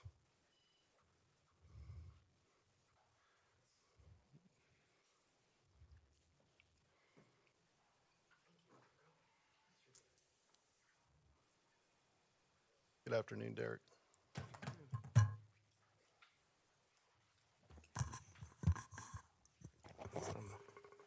Thank you for allowing me to speak today. A little story happened when the lobbyist was talking earlier about all the job creation. In Tucson, at the first town hall that was held, the unions were there present and very much in favor of this project. And it took a day for them to do simple research to find out that they were just promises, that there was no contracts, and the numbers were inflated, and even if the project goes through, they were not going to meet the number of jobs that were promised. So what we have here is expansive capital spending, and I apologize, I'm going to be talking about all the issues that are combined in this, much like the Springerville case. Like there's many levels to this. And it's based on speculative future demand and cost shifts that become the future subsidies provided by ratepayers. This is not a free market ethos, but the direct definition of a market failure, and sends an imbalanced system further into a non-competitive asymmetry. I've spoken to business owners across the state on both sides of the political aisle, and they both live in fear of future rate increases, especially restaurants, donut shops. Anyone with a small margin can be destroyed by a potential rate increase. In talking with worship leaders, similar increases will decimate their communities and make them not only unable to sustain their own community, but unable to assist those that are currently homeless or who may find themselves homeless from rate increases. So large infrastructure investments and new transmissions may serve specific customers or future developments, but in the wisdom of Commissioner Walden, she warns that those who create the demand should bear the cost. And this is nothing new. In TEP's September 10Q of last year, they indicate that data centers were going to save them from their flatlining profits. And just last month, in their November 10Q, they issued the same statement in their management decision analysis. This is not a new plan, but something that they have been concocting for a while. This proposal also raises serious issues with accountability. Their proposal for formula-based automatic rate mechanisms replaces public scrutiny and usurps the power of the ACC, who is here to defend citizens and hold Arizona's hostage to Canadian and California influence. We do not need that here. The downstream consequence is real. School districts are also looking at the utility increases of increasing $1 million to their operational budgets, taking taxpayer money and transferring it to private companies. The higher energy costs will make it difficult for small businesses to compete. Rural towns will have a potentiality to collapse based on a limited number of operating small businesses, and it will hollow out local economies. And I agree with our chair. When times are tough, even corporations must tighten their belts. In press releases, they have said it is not their fault to have to increase rates. And it's not an operational issue. I strongly disagree. When you operate in a monopoly, whose fault is it when you have no competition other than the way you conduct operations? Ultimately, everything that's happened in this process has been a several set of stories and why we do not believe what TEP says. Just last week on KVOA, our local TV station, their spokesperson said that none of this was their doing, that if they could make it all go away, they would, but yet we're here. They told the Securities and Exchange Commission one story. They told the ACC one story. They told Tucson another story. They tell their stockholders another story. What is the truth? When are we going to find out? And why should ratepayers be subject to those lies and manipulations? And ultimately, again, being held hostage from foreign influences and not putting Arizona first like we should. Thank you for letting me speak. Thank you for your time. Thank you, Derek. And Nick Eustrom. Showing that you're in person, Nick. No Nick. Okay, our final speaker is Isaac Felbeck.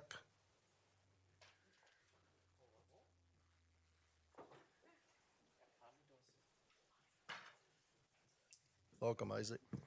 Hello. I am Isaac Feilbach, German.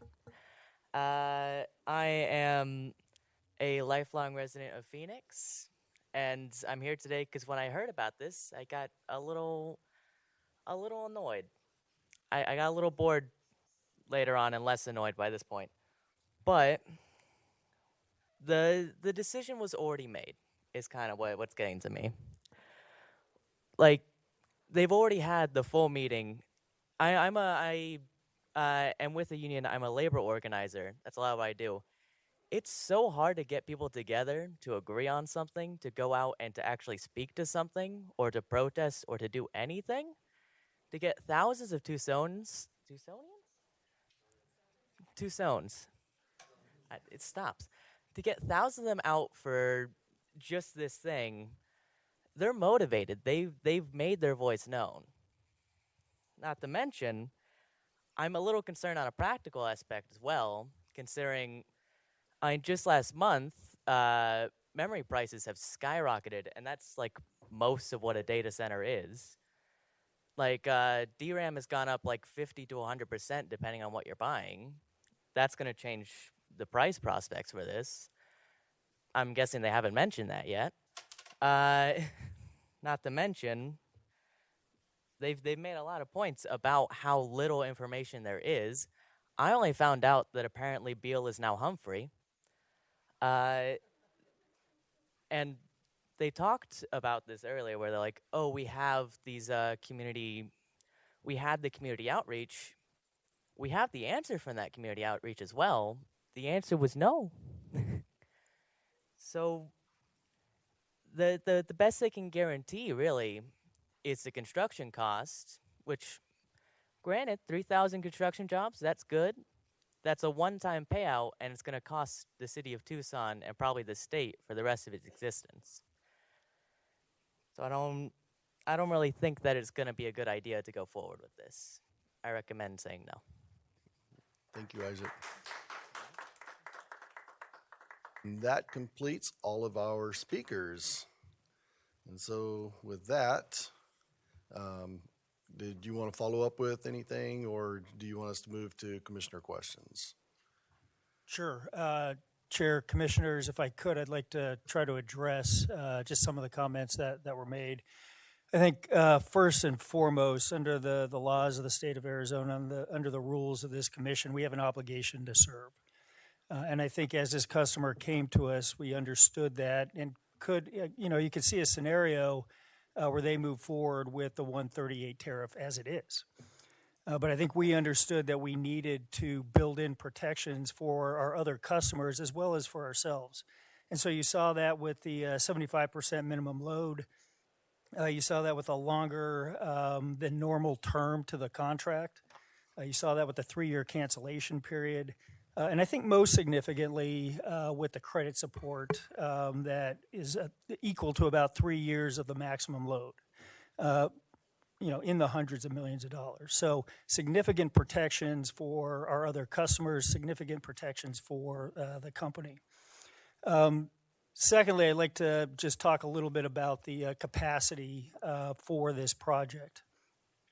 As I mentioned kind of in the opening, we have some wholesale contracts that are expiring over the next year or two. That provides some capacity, roughly 170 megawatts for this project. We've also, as part of our 2023 IRP, been planning for some growth. Obviously not at this level, but it's imperative, it's incumbent on us to ensure that we have the capacity needed should we see growth within the Tucson region. So we are in the process now of bringing on about 380 megawatts in storage, and 340 megawatts in solar over the next couple of years. So again, that's another piece of the capacity needed to move forward with this project. And then finally, we've seen some industrial load that has been not only reduced but pushed out in time. So again, that gives us more ability to serve this load. Should that load materialize, then we will have the time we need to bring on additional resources. So hopefully that addresses kind of the capacity question. In terms of affordability, when Project Blue comes online at the 138 kV level tariff, their contribution to our fixed cost recovery will provide affordability benefits really to all of our customers. By spreading those fixed costs and that fixed cost recovery over more kilowatt hours and lowering the average cost per kilowatt hour for all of our customers. Just as an example, if you take a look at and I think this was mentioned as well, the transmission infrastructure, in particular the switch yard, as part of that ACC approved tariff that will serve Project Blue, approximately $10 million will be paid annually to recover those transmission related costs. That substation is about a $25 million substation. The revenue requirement for that is $2 to $3 million. So you're seeing about $8 million that will go back to our customers to reduce rates. And so when you think about cross-subsidization, it's really going the other direction. It's these large industrial customers that are helping to keep rates reasonable for residential and small commercial customers. And then finally, I'll just talk a little bit about reliability. We are and have done, obviously, all the required studies under NERC. We've done the system impact study, which includes stability studies. We're in the process of developing protocols, procedures for ramping tests. As they start to bring some of this load online, we need to understand what that ramp looks like and how we're going to be able to meet that load. And then we're also ensuring that, like with any other large customer we have, and we do have one very large customer, FMI, the Morenci mine, on our transmission system, that we have the right protocols in place should that load drop. And so we've got automatic generation governors that ensure, should this load for some reason drop, that we have the ability to ramp down our generation, reduce that high frequency, and maintain system stability.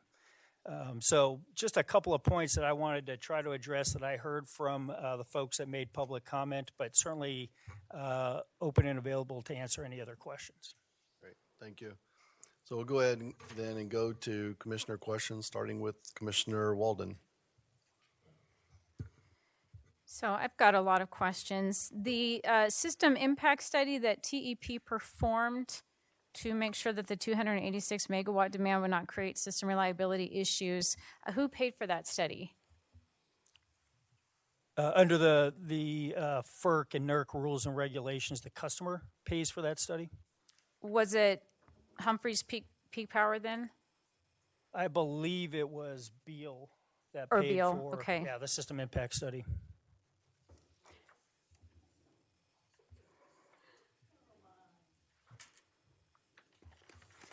So and I'll refer to some other states. So we've seen, like in Ohio and Virginia, and they've been the preeminent states for data center growth, and they've set some really good guardrails that's sort of going to dictate my questions here.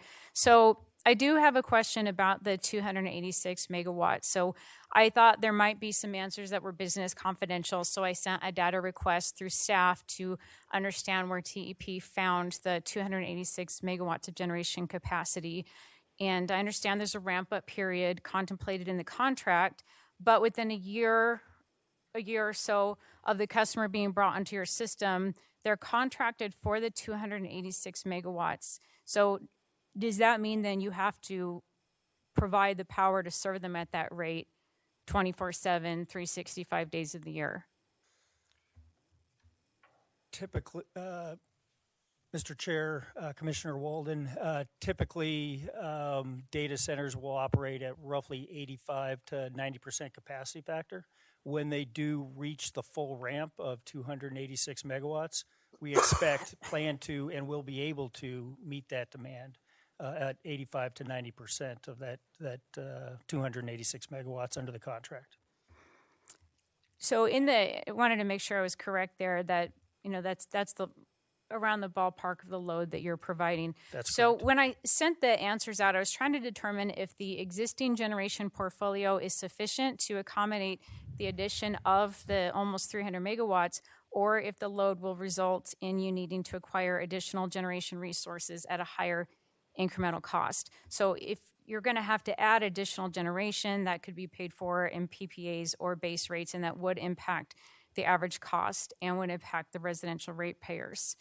I was looking at your net generation for the system. It's about 1,680 megawatts. So this load, the 286 that you'll get to, and it could be more down the road, but that's about 15% of your existing generation resources. Does that sound correct? That your current generations this 286 based on your current generations about 15% of your existing resources. Chair, Commissioner Walden, I'm going to ask Chris Lindsay, who's part of our planning department, to address that. But we do have significantly more generation than 15. I believe you said 1,500 megawatts. 1680 for the system generation, but you have other resources that you're not generating. So last summer your peak was 2,600 megawatts for the peak. Chris? Chairman Thompson, Commissioners, Commissioner Walden. I don't have the exact generation capacity figures at hand. We can get those as the conversation continues. But yeah, our peak demand, our city load demand was 2,500 roughly this last summer. We also carry reserves in addition to that generation capacity, and so the numbers are much larger than that, than what you've mentioned.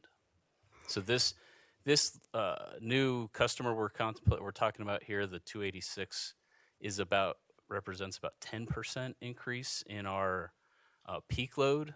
To Mr. Bakken's point, the load factor will vary throughout the year, that 85%, and so when we look at things from a peak planning perspective, we're looking at the peak numbers in the summertime. That's the most critical time of the year for us.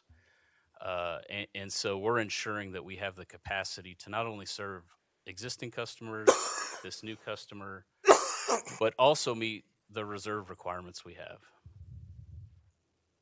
So in your summer preparedness workshop, your reserve was around 15% in the reserve margin. So are you saying that the 286 megawatts is in addition to the 15% reserve margin that you have?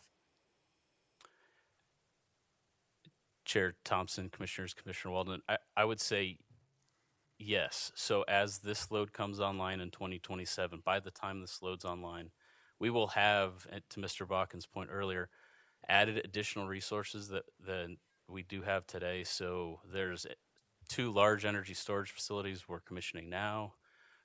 There's additional solar and storage, again, that complements our peak very well. And so that's allowing us to serve this load reliably and still meet the reserve margins. So who's paying for those projects, the loads that you just mentioned? You said you have 2 large loads, and you have a battery project. Who is paying for that project? So, Chair Thompson, Commissioner Walden, again, we have moved forward as part of our IRP with those projects. As Beale comes online with the 138 kV rate under that tariff, they will be paying more than the revenue requirement for those projects, thereby paying for the projects and also, in effect, helping us to keep rates and costs more reasonable for the rest of our customers, as some of those fixed costs through the rest of our system are being paid for by the high usage of the Beale project. So I understand that what you're saying, and what we're seeing in like Virginia, Ohio, Nevada, is that the data centers that have come online, they pay for their generation. So let's say they need the 300 megawatts, they pay for that. They still subsidize residential ratepayers. So I do know that like our large customers, I've heard from Freeport, McMoran, even like large customers do subsidize residential customers, and a lot of times the residential customers only really paying maybe 40% of the revenue requirement for the service. That being said, the residential customer is not the reason that you have to do the transmission build out. So I feel like we're not seeing the same deal in this contract that we would get in other states. I've met with a lot of the tech companies. I've met with a lot of individuals, but also, Amazon, Google, Microsoft, and they've all assured me that they're willing to pay their fair share. They've got carte blanche to pay for whatever they need to pay for. But if you have a 15% reserve, plus you had 300 megawatts that are going to be available, that wasn't presented in the summer preparedness workshop. It was that you had about a 15% reserve. You've got a lot more than that based on what we've heard today, but you're going to drum up the 300 megawatts of power. That power the data center should be paying for. What I'm hearing and from your explanation is that the 300 megawatts is being socialized across the full rates for everybody. But if you have if you can explain that it's not, I'm open. I want to hear what you have to say. And that was the purpose of my letter. In my filing I did to get more information, I'm going to be honest, I felt it was very insufficient, which is why I'm having to ask a lot of questions today. Chair Thompson, Commissioner Walden, first, just to clarify an earlier question, we've got about 3,100 megawatts online, but that includes PPAs as well as renewable resources, right, which you don't see as a base load or intermediate load type resource, as a dispatchable resource. In terms of, we need to ensure that as a utility, we are planning for some growth.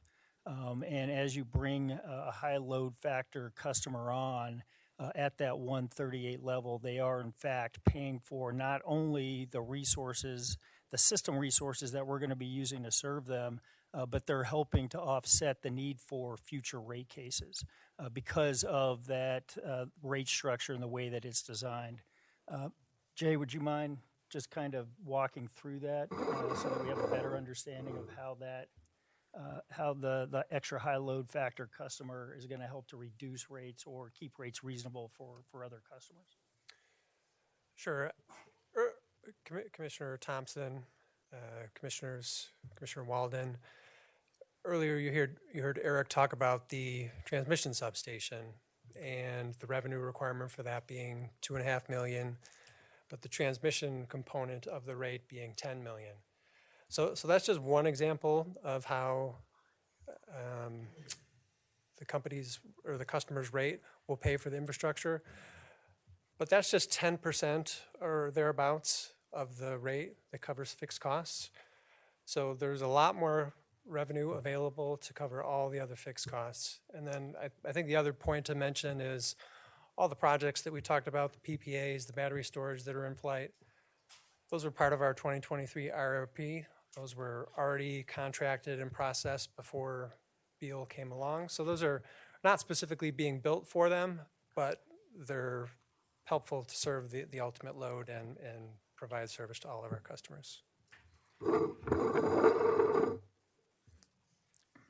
So in your IRP, it was not forecasted for a 15% growth, though. So I understand that you forecast for some growth, but we're looking at like a 15%, over 10, maybe 10%, looking at your total peak of the data center power that would be part of your portfolio. But we didn't forecast for that in the IRP, but really I think, like we kind of put things together, like residential growth pays for residential growth, commercial industrial pays for that growth.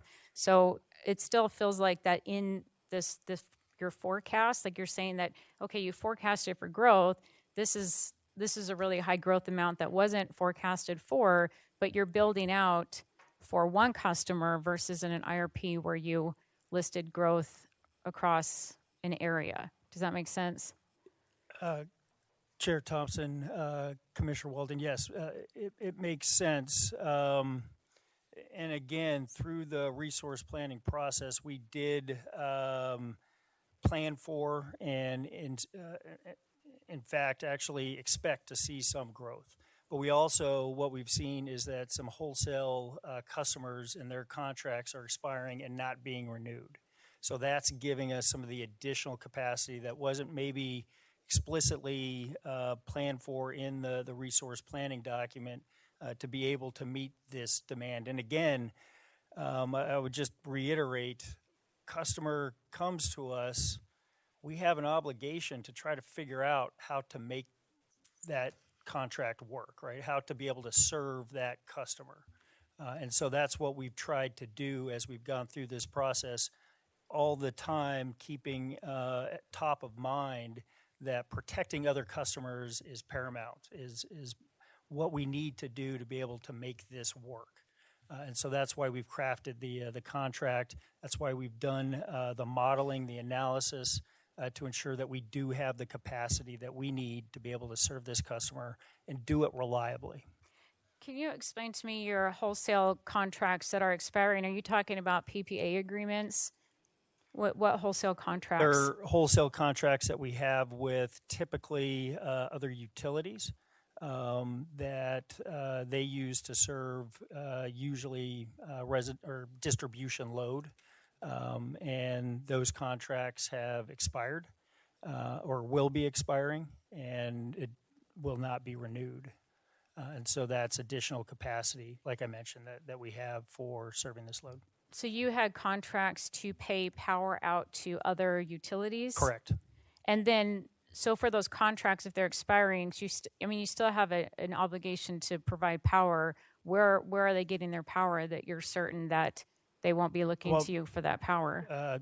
Chair Thompson, Commissioner Walden, there are other utilities, so we don't have an obligation to serve them. They have an obligation to serve their residential customers, see. and as I understand it, they've issued a couple of RFPs and are looking at other market resources to serve their load. So you have power that you were providing for other utilities, and then they purchased that power from you. So I'm assuming they paid for their share of that power. It wasn't passed down in rates. That's right. So with this power that with these wholesale contracts that are expiring, is your customer going to do the same thing and pay for that 170 megawatts in full, or is that cost socialized? Yes. So if you had Chair Thompson, Commissioner Walden, if you think about it, we're moving from a wholesale rate to now a large industrial retail rate, which again is more beneficial for our other customers for that same 170 megawatts. So what I'm trying to get at, and I feel like I'm not quite getting it, is when you build out, you have your build out to generate power, and so you have assets as utility. There's a rate of return that you get on those assets, and you're providing that service. But the cost of building out those assets, the cost of that service is passed down in various rate structures. So if you have existing generation capability, then it would. Why is that existing generation capability there? Because who paid for that existing capability? Is the customer going to come in and then pay for that power that they're using? Because if it's just extra power laying around, and so here's how and I appreciate you saying that you have to work with the customer to find power. Like that's what we want to happen. Like I'm for growth. I'm for development. I understand that with data centers, we've had two presidential administrations, the Biden administration and then the current Trump administration, that have addressed data centers as a national security issue. If it was up to the Department of Energy, I wouldn't have a say in these decisions. They want to just address it at a federal level and cut the state out. So I do understand all of that, and I appreciate you saying that. Like, yeah, we're trying to serve this customer, but my role exists to make sure that people are paying a just and reasonable rate of service. What I've seen in studying other states, like Loudoun County, Virginia's got 300 data centers. Those data centers paid for the power that they're using. It wasn't something that was just existing. They have to pay for that build out. So if that build out has already happened, then what are they doing to pay you back or pay the customers back for that build out that they're taking? Chair Thompson, Commissioner Walden, I'll make one comment, and then maybe Jay, you can talk about again kind of the rate structure and how that factors into the contract. The one comment I would make is that as we look at meeting this customer's needs, again, customer came to us, it will be through system resources. We had some capacity. There was some additional capacity that became available. At that point, we knew that we had the ability to serve the customer that we're obligated to serve. I would just mention, as I've seen it in other states, when you're talking about data centers that are paying for their generation, typically that is new generation that's being built. And that's exactly what would happen in this case. We happen to have capacity that's available. We're going to use that. I'll ask Jay to talk a little bit about, again, how that rate actually provides benefit to us or other customers. But if we were to go out and this project were to expand, as they expect to do, we will be building new generation. They will pay for that new generation. Jay, would you mind talking a little bit about the 138 rate? Sure. So the one, Commissioner Thompson, Commissioner Walden, the 138 kV rate is a large industrial rate. There is another customer on this rate. It's been in existence for nearly 10 years. Although it's not labeled a high load factor rate, it operates that way. In order for it to be economical for a customer, the rates are designed to encourage a very high load factor. It's large industrial customers, high load factor, served at a transmission level. The customer owns and pays for all their own distribution system. And so the current rate that would be applied to the customer is fully vetted in a rate case, decided in the last commission TEP rate case in 2023. Updated in every single rate case in the past, and we would anticipate that the commission would update it in every single rate case in the future. So it fully recovers the cost for a customer of this type that has these kind of operating characteristics. While a data center may be a different business, as an electric customer, they look the same as the other customers that would be on the rate. And so as Eric has mentioned, a customer of this size without having a lot of extra additional fixed costs that we need to pay for. We do have the substation. We do have the transmission lines that will be fully paid for by Beale. But other than that, there's really not a lot of extra fixed costs. So now we have all these extra kilowatt hours to spread our fixed costs over. That allows lower rates for everybody else because of that. Yeah, and I understand that, and the wholesale rate that you're selling to other utilities is a much lower rate than the retail rate that you would sell. So that makes sense on the 170 megawatts. So the rest of the power, though, that you have, and you're saying you have your 15% reserve, plus you have all this additional power. Who paid to build out that power?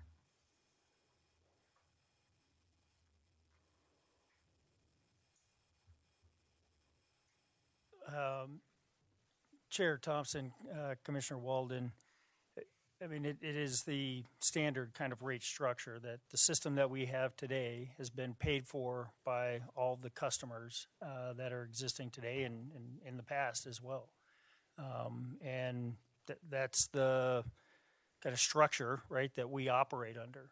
I think, again, I'll just go back to if there are any new resources that are required for the additional build out of this data center or any other data center, we will be working with that customer to ensure that they pay for those resources. Growth pays for growth. Yeah. So this part of the contract, it does feel less favorable for Arizona than what we're seeing in other states. So yes, they lucked out that you happen to have extra generation lying around. I still think they should have to pay for that. That's great. You have extra generation to serve them because the data centers are aching to come online. Federal administrations want them to come online. I'm still wary about whether or not there is a data center at the end of this, since it's not with the customer. Like if a Google, Amazon, or Microsoft were here today, I'd be questioning them. I'd be directing all these questions at them. What are you going to do to pay for it? And that's what they're doing in other states. And that's what they've assured me they're doing. I think that you could go back to the customer and ask for additional funding to pay for the generation that they're taking.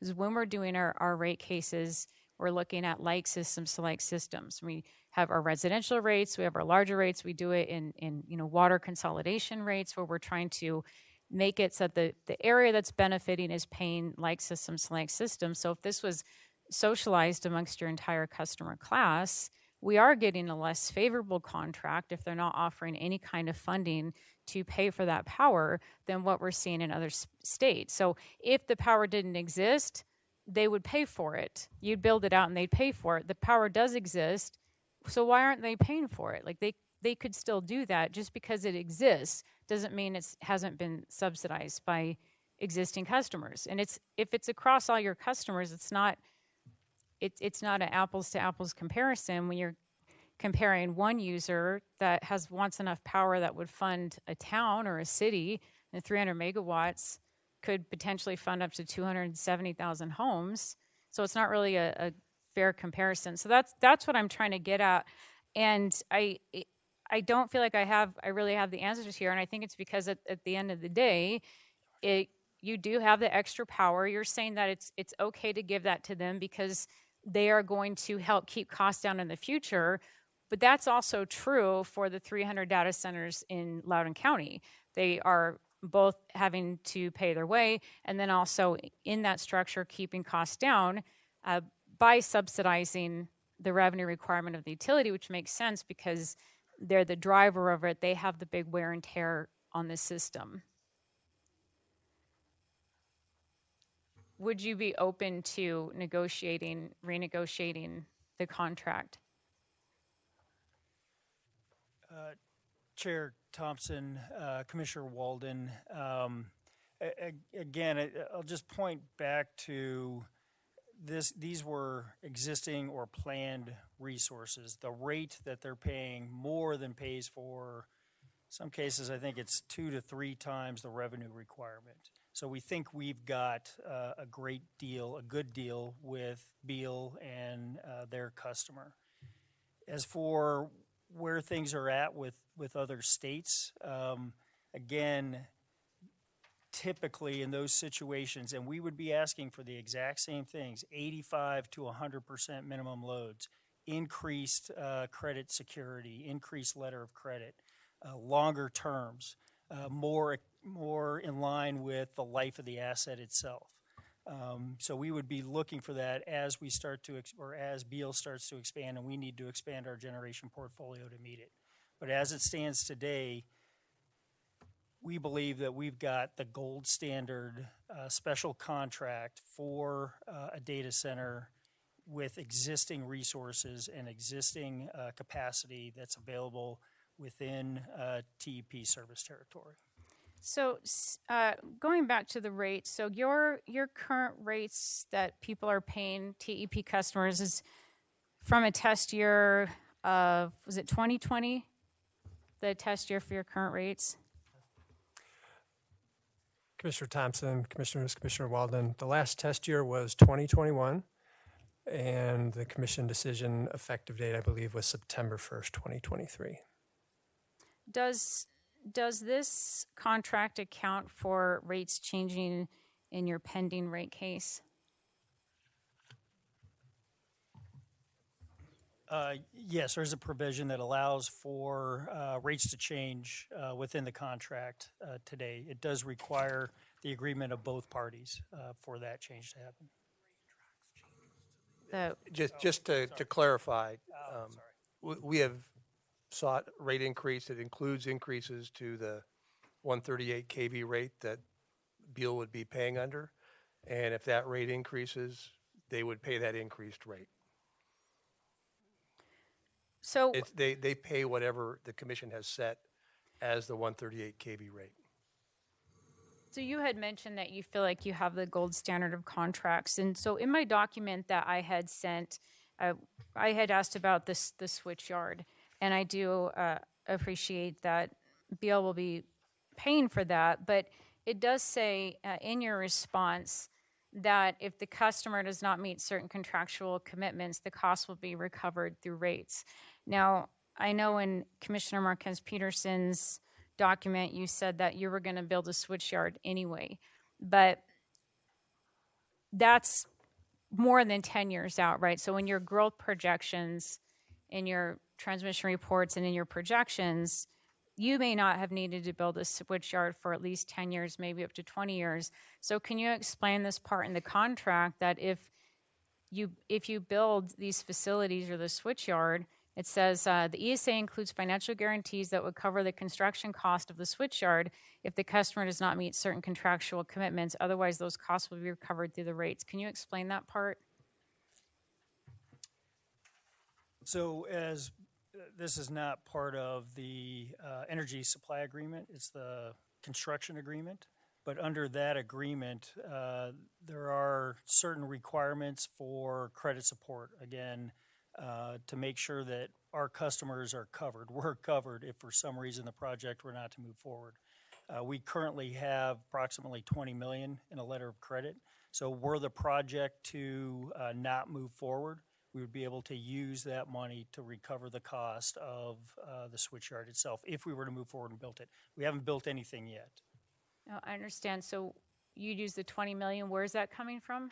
It's a letter of credit. Does that get recovered in a future rate case? No, that would be paid to us if we incurred costs and the project did not move forward. So, and The 20 million that Eric mentioned, that's half at this point, but at a certain point it would cover the full 40, including any income tax consequences, should the project not move forward. So nothing would flow through rates if the project failed and we had some out-of-pocket costs. It would be fully covered by the letter of credit. And you think those costs would stay below 20 million? Yes, we're currently, well, so the 20 million is the first payment. When we start construction, there, as Jay mentioned, additional 20 million. Total cost of the project, as we're estimating today, is about 25 million. So Google likes to brag that they have the gold standard of contracts and that they're willing to pay full costs if they pull out. Doesn't seem like you have that here though. Like if something happens down the road, a couple years down the road, and the customer pulls out, they're not required to do 100% payment. For the switchyard, Chair Thompson, Commissioner Walden, for the switchyard, they're more than paying for the costs. As Jay mentioned, there's also tax gross up or tax implications, so we wanted to make sure and cover that as well.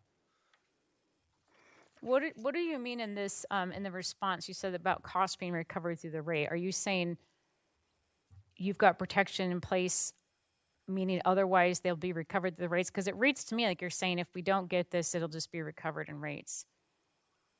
This was in the second page, the letter that you responded. Tucson Electric Power responded to me with my questions, and it's just a short Q&A. Commissioner Thompson, Commissioners, Commissioner Walden. So the way this is structured is up to the point the substation goes into service. There's a letter of credit to cover the substation. If the substation is not completed or the customer doesn't come online, the letter of credit fully covers it. Nothing ever flows through rates. Once the customer comes online, substation goes into service. It goes into our FERC rates, and it would begin impacting the rate. But because Beale is such a large customer, it would actually cause the rates to be lower because they're going to make a larger revenue contribution than the actual cost of the project. And then even if, let's say, they're in service 1 year and they go belly up, we still have 3 years of letter of credit support.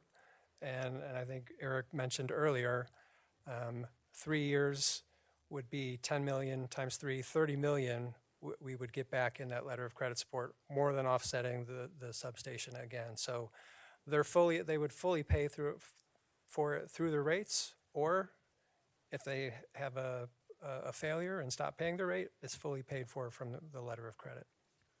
Okay, and that's through Beale's rates that they would cover that. That's okay. Correct. So are the in this, going to some of the transmission, so you in the contract, the service to the project is going to be through 2 138 kV lines. Are these the Irvington and East Loop lines, or are you going to have to file a CEC for 2 new lines? Chair Thompson, Commissioner Walden, these are 2 new lines that will be a direct charge to Beale, and they do not meet the definition of transmission lines. They're less than 5 structures, less than a mile from the existing transmission system. So CEC would not be necessary for those lines. It'll be paid for directly by Beale. Okay.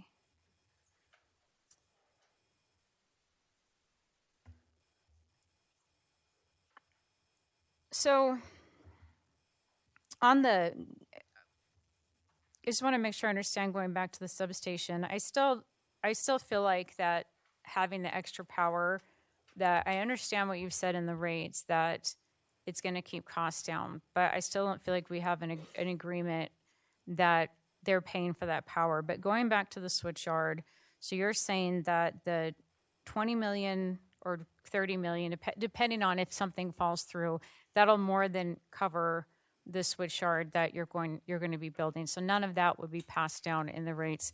and none of these two new lines, but they're small, they're less than a mile, none of that would be passed down in the rates at all. I have a question about if there are requirements, I didn't see this in the contract, for behind the meter backup support to ensure reliability, because that is something that we've seen with a lot of these large load customers. Are you addressing, is there anything that's going to happen to have behind the meter build out?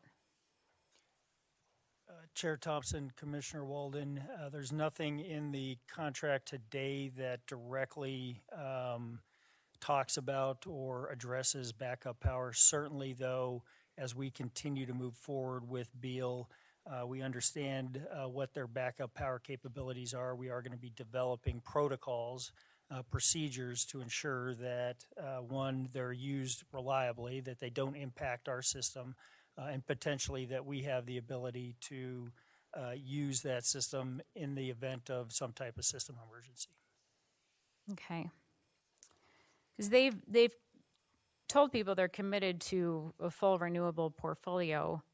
Typically with that, we see backup generation that's built because wind and solar batteries aren't necessarily producing 24/7.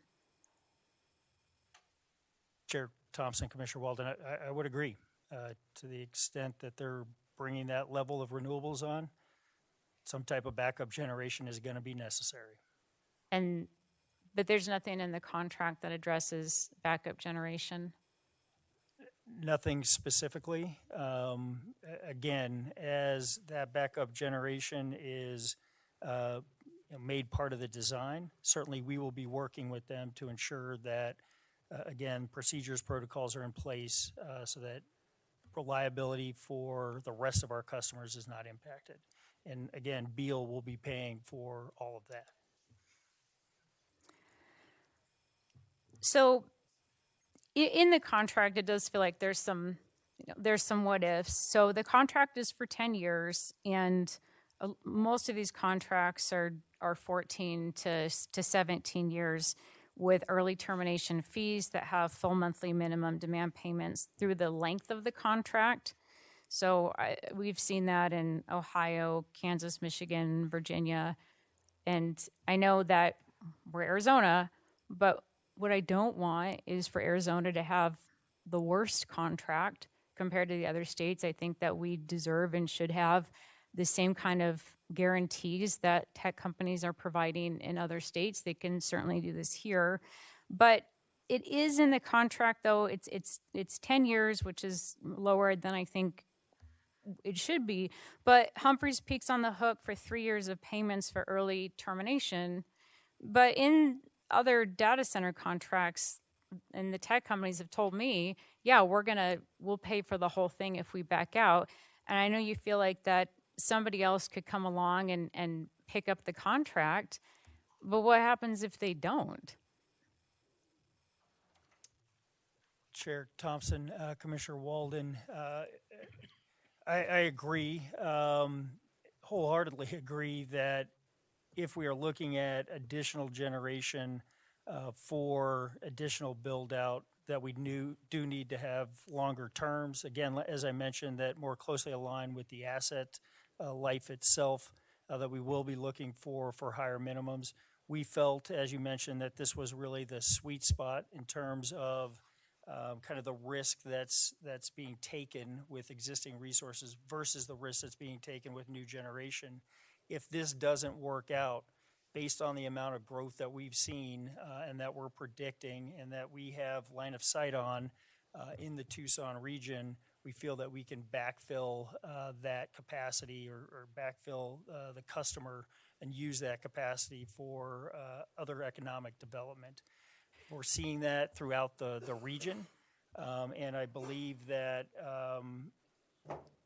as we look at that 10-year time frame, we'll be able to work with other customers potentially to come online. I would also just mention that if for some reason we're unable to find a customer at that level, we are growing at about 50 megawatts a year, just in kind of normal growth. So we'll be continually kind of backfilling some of that capacity and having to add additional resources. So it won't be the full kind of 286 10 years from now, because we will have continued to grow if for some reason they were to back out. Yeah, it does feel a little bit speculative. I mean, there's a lot of data center requests, but we don't really have a customer here. We have the developer, but not a customer here. A lot of the data centers are clustered together. They're going over to the west side. I think part of that is the fiber optic cable that they're looking for. So in a lot of areas, they think there's speculation about whether or not a data center could go in, but they're not interested because the costs go up without having that fiber optic in the area. I did find that Pima County got a $33 million grant from the federal government to install a ring of fiber optic in a corridor.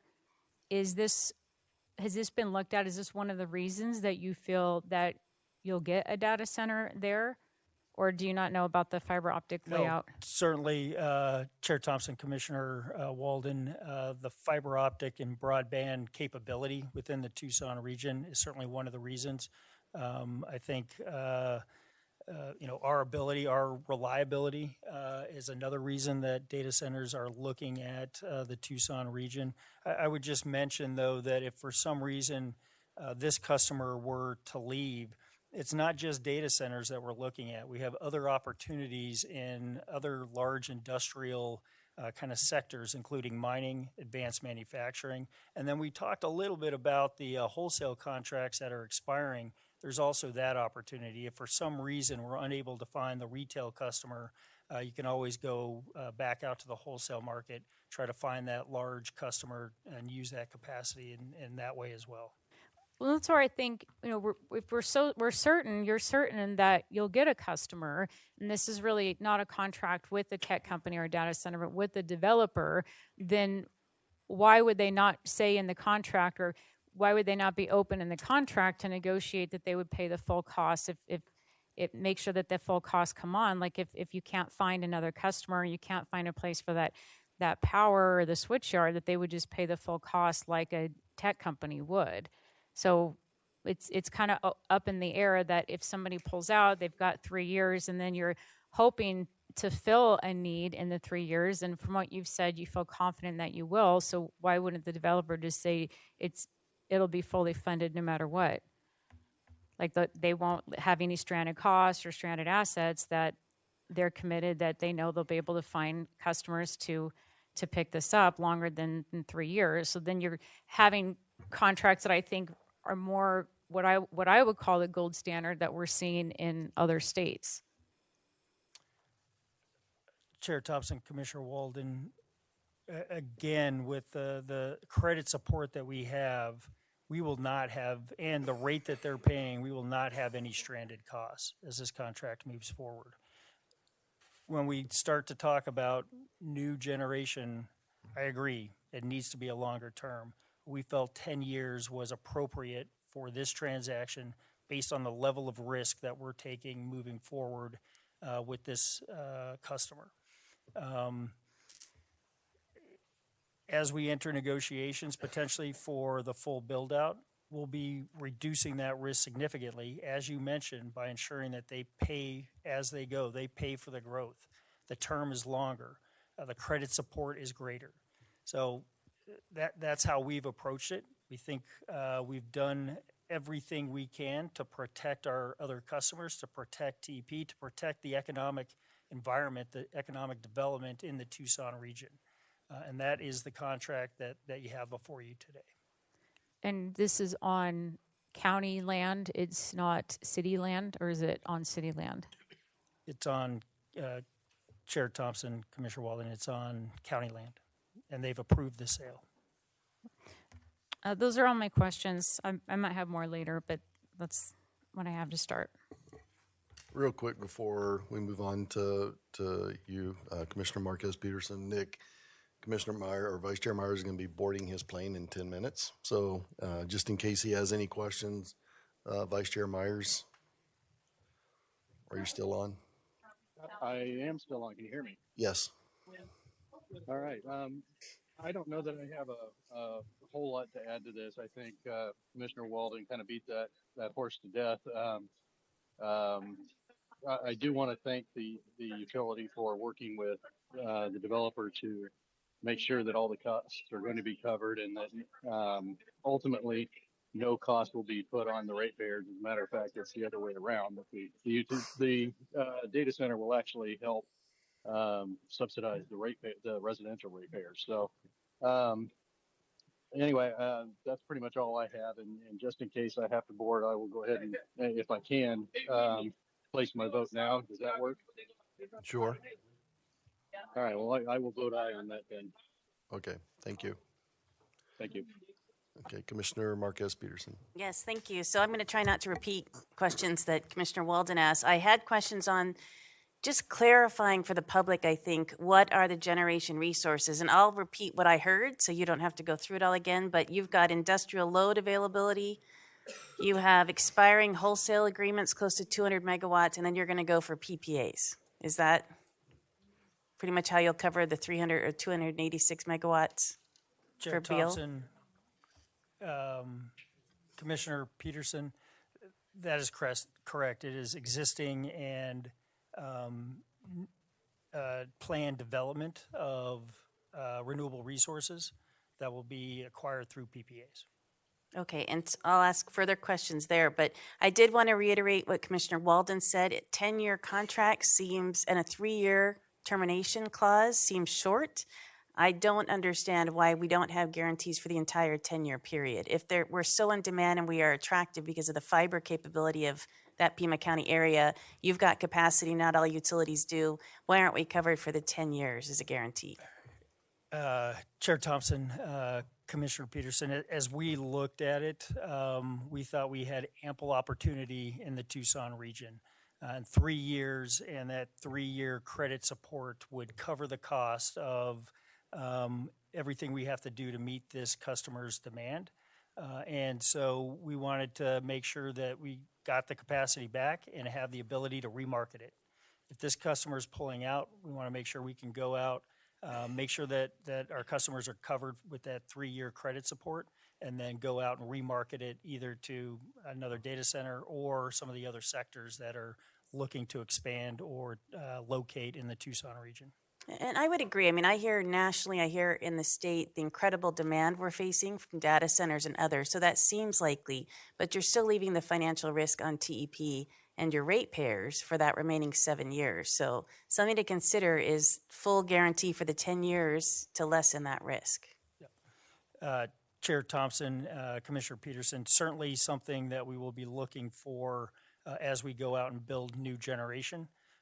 But again, we won't be placing any additional costs on our customers because we have that letter of credit backing any expense that we incur related to this customer. Okay, so and she asked a number of questions about the switch yard, and I had questions there too. So my understanding is the estimated cost of the switch yard is about $23 million. The incremental revenues paid by this customer will exceed $10 million annually. So you feel that that entire cost will be covered in the event that they don't move forward, correct? Commissioner Thompson, Commissioner Peterson, that's correct. And just to reiterate, that's only the transmission component of the rate. So all their other components of the rate will cover vastly more than just that $10 million. So why handle this on an annual basis, and why not just have them pay up front for the entire cost of the switch yard? So I'll take a shot at it and see if anybody wants to jump in. But there is some FERC policy in play because this is transmission. FERC has regulation over transmission, and there's long-standing policy about network services and network upgrades. And if it is considered a network upgrade, then it's supposed to go on rate base and be paid for through rates. And so our analysis shows that this would in fact be a network upgrade. And so we're handling it consistent with longstanding FERC policy. And that, I think that's interesting just to note for fellow commissioners as we work through what are FERC regulatory environment versus state environment. Maybe that's something that needs to change. So we have control of that at the state level. Just something to note. Another point, I guess, Commissioner Walden made, so what analysis was done by TEP to look at the other states? This is happening across the nation, right? We tend to, I think we're in like top 5 in terms of data center growth, but with all the other states tackling this issue, what analysis did you do to ensure that you are the gold standard in contracts? Because I think there are a number of items we're going to be bringing up this evening, hopefully not too late in the evening, but this evening as we talk, that we think could be negotiated further.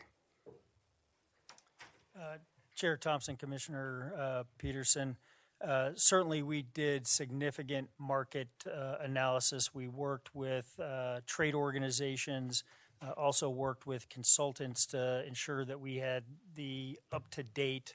I remember we started this probably a year ago now, but had the most recent kind of market intelligence on where terms were going, how these deals were being structured, how to make sure that we're protecting ourselves, protecting our customers as we enter into these types of contracts with data centers. So extensive due diligence, I would say, on the types of contracts that were being signed at the time. Okay, so Beale said that they're going to pay 100% of the cost of renewables needed for this project. I've seen that in press releases. How does that work? Chair Thompson, Marquez Peterson, they will, Commissioner Marquez Peterson, they will be served by our system as they look to meet their 100% renewable goal. That's something that they're going to have to work with us on, but also likely as we're serving them with our system, which consists of fossil and renewable resources, going to have to go to the rec market to meet that 100% renewable commitment that they've made publicly. Just to then be clear, your energy resources are not 100% renewable, so they're going to have to purchase renewable energy credits in order to meet that statement that they've put out there to the public. Correct. I speculate that that is what they'll have to do. Certainly, we could also work with them to potentially bring on additional renewables, but that will be 100% paid for by the customer. And it'll likely be as we look at kind of the build out of additional capacity for this customer. So we received comments from the public, obviously lots of them, and one of them was really around the contradictions in the press releases, the county, the city website stating new renewable projects to serve the load. TEP has said existing renewable projects. So can you talk about some of those contradictions in terms of where the renewable energy is coming from? Because the city and county talked about new renewable projects, and then you spoke about existing renewable projects.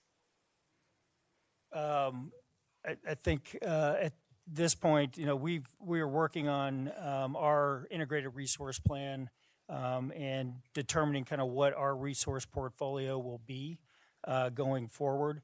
In terms of Beale's commitment for 100% renewables, it might be more appropriate if they were to answer that question. I believe they're online. Sure, I'd love to hear from them. Looks like we have Sam Ahrens and Catherine Ust from Beale. Could one of you address that, please?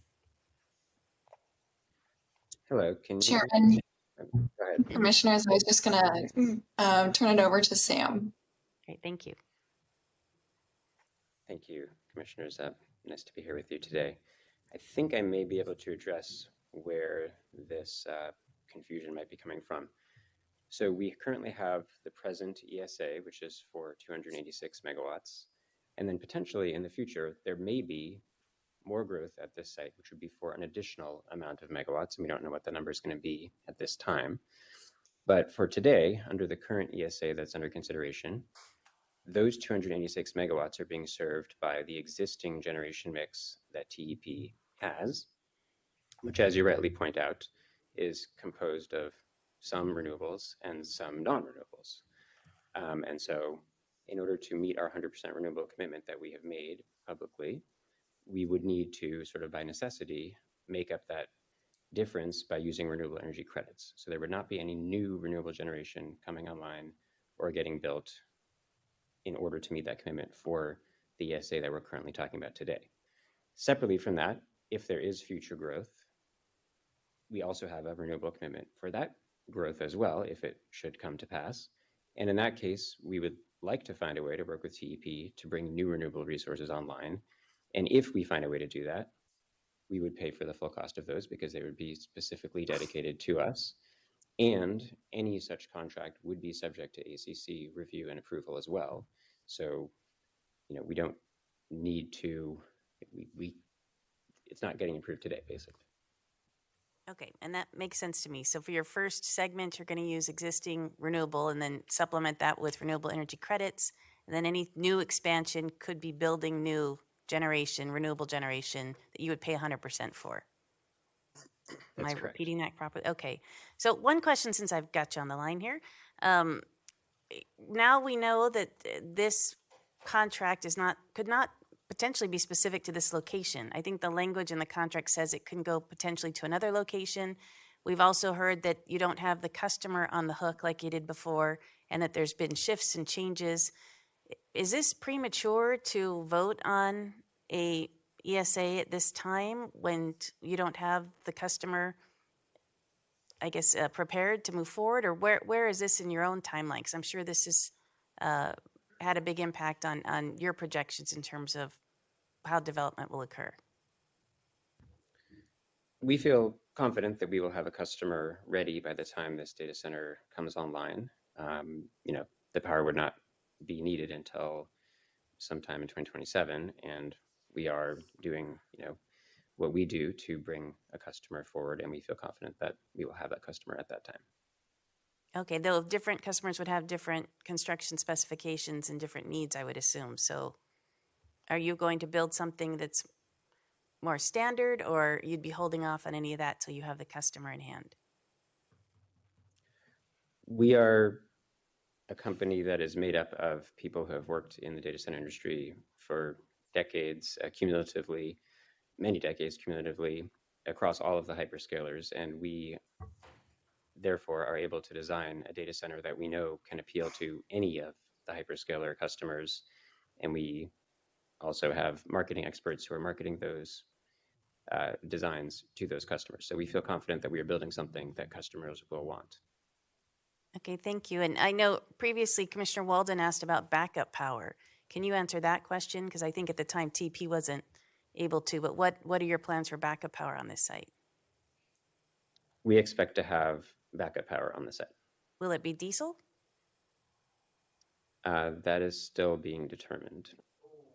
Potentially, Okay. yes. Okay, so I guess thank you, sir. Question back to TEP. In the event this contract does not pass today, is it fair to say that this project will just use the large load tariff that's already in existence without kind of the special protections allowed in this contract? Chair Thompson, Commissioner Peterson, that would be a possibility that we would move forward with a 138 kV contract, tariff contract, without the protections that we've been able to negotiate, again, like you mentioned, for customers and for the company itself.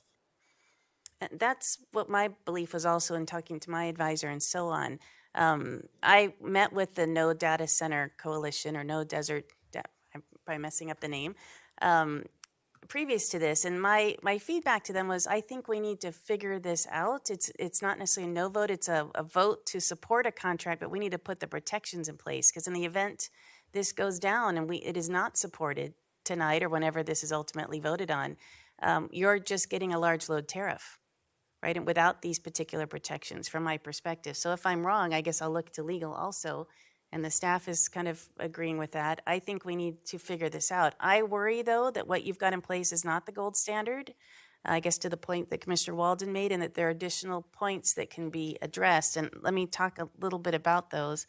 I also wanted to confirm, and I spoke to our general counsel beforehand, we are not able to modify the special contract here from the dais. That we can ask if the issues were discussed. We can suggest that you go back and renegotiate this. And I wanted to ask Mike if that's confirmation that legally we can't amend it like a rule here, the special contract, correct? Chair Thompson, Commissioners, Commissioner Marquez Peterson, that is correct. You could approve, reject, or you could table the matter with direction to see if the proposed terms of an amendment to the ESA could be negotiated with them. But yeah, that's correct, because it's a contract between to other parties. Okay, thank you. That was my understanding. So I guess for TEP, did you discuss whether the ESA should require data centers to curtail their load during energy emergencies?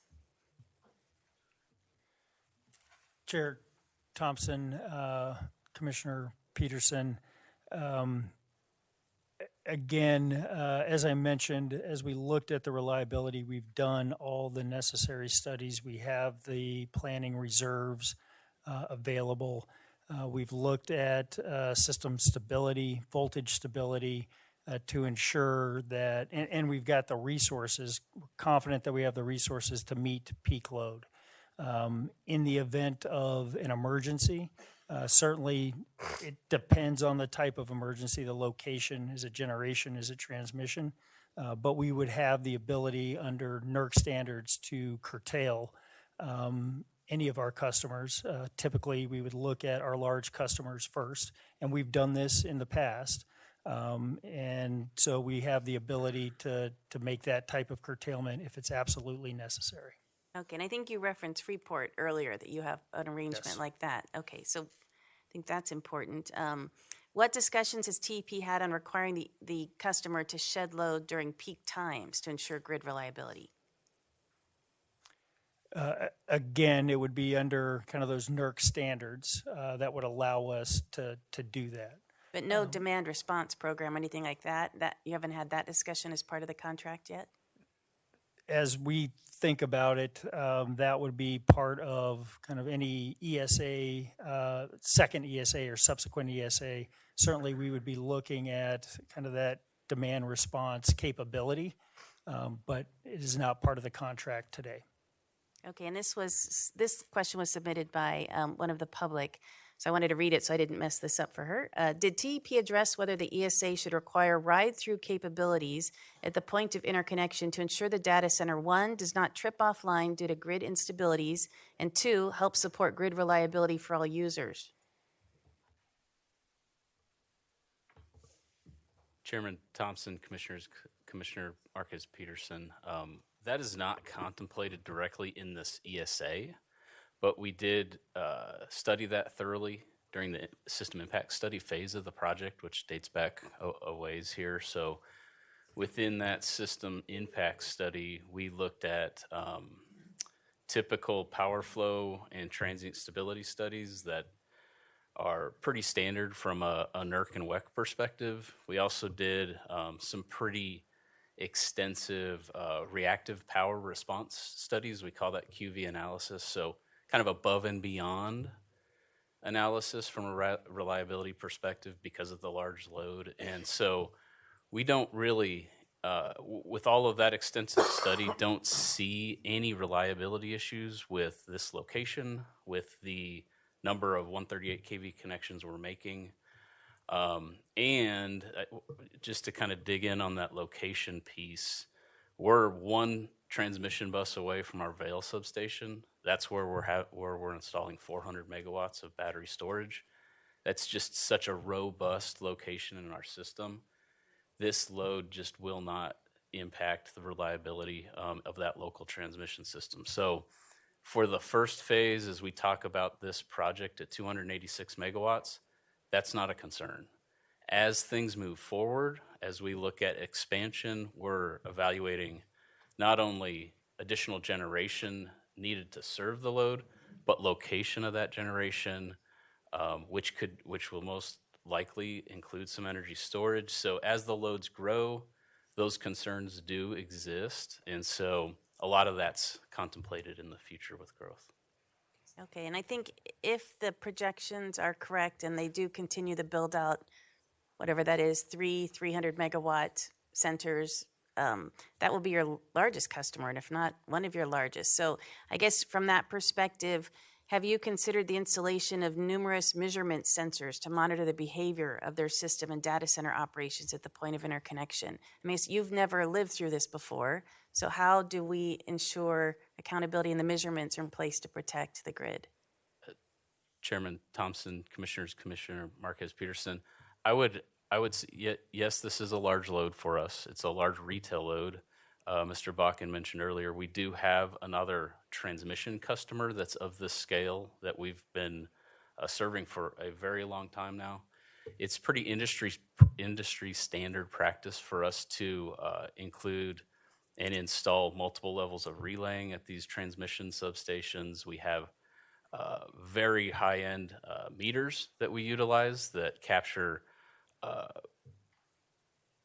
you know, several second data that we could use for power quality. There's also synchrophaser data that we capture at this scale of the system. So I appreciate that comment because it's very much what we do at this level of our system. So that is included in the design of this switchyard and surrounding areas of our transmission system. And so to clarify the process here, this contract is for the first 286 megawatts for this customer or this developer. So as you grow to the next amount of energy that they may need, this will be a new ESA before us that may have different protections based on what you've learned based on this first one. You're nodding, so that's, yeah. Chair Thompson, Commissioner Peterson, yes, that would be true for the additional 16 or 14 megawatts that we've talked about as part of this contract, as well as any additional expansion. And so absent a tariff through the docket that the chair has opened up, that would be how we would plan to approach this, with another subsequent special contract that would start to think about and include some of the things that you all have mentioned.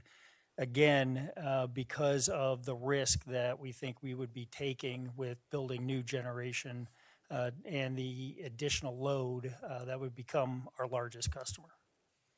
So I think ultimately the Pima County Board of Supervisors majority voted in support of rezoning this land. So they have the ability to build this type of facility on this particular piece of land. And you stated at the beginning you have an obligation to serve customers that are within your territory. So we need, I think, as commissioners to determine, is this contract fully protecting our ratepayers, and is this the right direction to go? Because I don't think we have an option at no. I've told that to the no data center folks also. We need to make sure that we have an ESA in place that protects all the ratepayers. So I'll stop questions there and might have some follow-ups later. Thank you. Thank you. And if Bill's still there, I would say I've got a hot tip on some wind turbines up in Apache that might need an off-taker. So, Commissioner Lopez. Nice. So I'm not one to help make lawyers a lot of more money. They make enough money as is, but I got a lot of questions. You ready? All right. So some of this is going to be a little bit of guided questions. Some of it, and well, actually in the beginning here, it's going to be a lot of statements with confirmations from TEP and from staff and even possibly from legal, because I need to ensure the general public, there's a lot of them they don't understand, as we saw through some of the discussions and presentations earlier today, that they quite don't, I think, fully grasp what we're here to do and what is within our wheelhouse, or like I say, sandbox that we're allowed to discuss and actually approve and not. But before I dive into that, there are two high points that I want to make sure I understood, one, and get documented here and I have a good understanding. One, there were no special containments in this contract then. Possibly in the future, but again, for this one, there are no special intentions for curtailment of the 286 in this contract. That is correct. Okay. The other one is for Beale. It's going to be a very quick question. Does Beale consider nuclear energy as a clean or reliable source of energy, or renewable? Yes, nuclear is a carbon-free source of energy. All right, cool. Just wanted to get that. All right. So for a lot of the public that is still in the room, you guys are rock stars. For those that may be still online, I think we still had about a dozen people online. Again, I want to make sure you understood that we do hear you. Some of the questions are already kind of addressed. Some of those, some of the items I took note of here, and I'm going to address also throughout my questions, because I want to make sure you understand that we do hear you. We do take what you say under consideration, but sometimes, again, we are restricted legally. Sometimes there are things that we are allowed to do and not to do. And just because we may not agree on some things, it doesn't mean we didn't listen, but we have a different perspective that we need to address and we need to consider. And to that point, one thing that I always threw out there, I mentioned this to TP many months ago when this first came up, and for anybody else listening for any future contracts, anytime an NDA is involved, all it does is create havoc. So I can appreciate in the beginning of project development, sometimes that is needed for contractual reasons, but anytime the public hears there's an NDA going on in their community, the pitchforks and torches are due next. So again, I kind of implore anybody that's doing development in Arizona, be open, transparent, involve the community, because all it's going to do is help everybody to make sure the project is going to be widely accepted and be smooth when it comes before the dais. And again, pointing out as part of that, we do not here approve zoning or developments in general. We are agnostic to the usage. We try to be agnostic to the generation because we are an all-above approach type of a commission. But again, when it comes to the development, we are not responsible for that. Whether this is viable right now or not for the developer, that is not for us to decide. They could be building a data center. They could be, and somebody mentioned data centers are new. Data centers are not new. Data centers have been around since the 80s, so they are not new. And this could be a manufacturer making widgets, could be a battery manufacturer, solar manufacturer.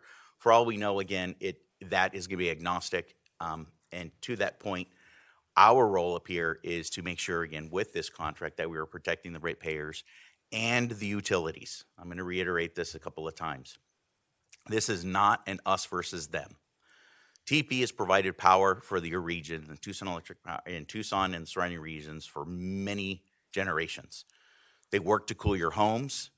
They help you charge your electric vehicles. They help run your businesses.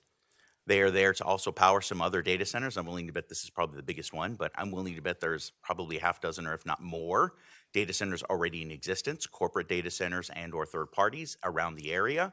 So for that, I mean, data centers are also not the enemy. I know that they've become a pariah recently, but data centers are used by all of us. The people that are online using web access, that's going through a data center. Anybody that was online socializing, I saw a lot of people taking pictures, putting on social media. Guess what? That's all going through a data center. Online banking, emails, your social media meetups, your Apple Pay, all of that goes through data centers. So these, and I say they're not a necessary evil, they're just a necessity of life. Now that we've become a digital community, they're going to be around. So embrace the change. Or as my son used to say, embrace the chaos. So the development of this data center, as I kind of reiterated, planning and zoning is out of our purview. Tucson already heard you. You guys said no. They kicked it to the county. The county said yes. At that point, the county now, approved it. And unfortunately, again, as was mentioned before, when we talk about water, you got to be aware of your unintended consequences. If this is stayed in Tucson, Tucson would have control over the water. Now that it is outside in the county has no control over the water. They can dig a well, they can access the water any way they wish. So again, you understand the consequences sometimes of when no comes around, you can sometimes lose a little bit of that access. So again, be aware of what you are asking for. Mentioned a couple of times, obligation to serve. This is going to come up to a question both TEP and staff.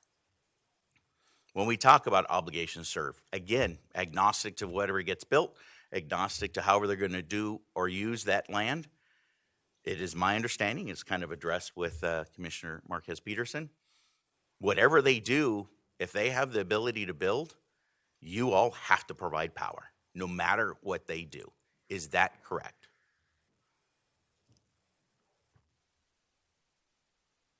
Thank you, Mr. Chair. Commissioner Lopez, yes, we do have to provide power if they're within our service area. We have an obligation to serve. We certainly look to see the system impacts, and there may be requirements to upgrade the system or do something to make sure that the system is not compromised by the service.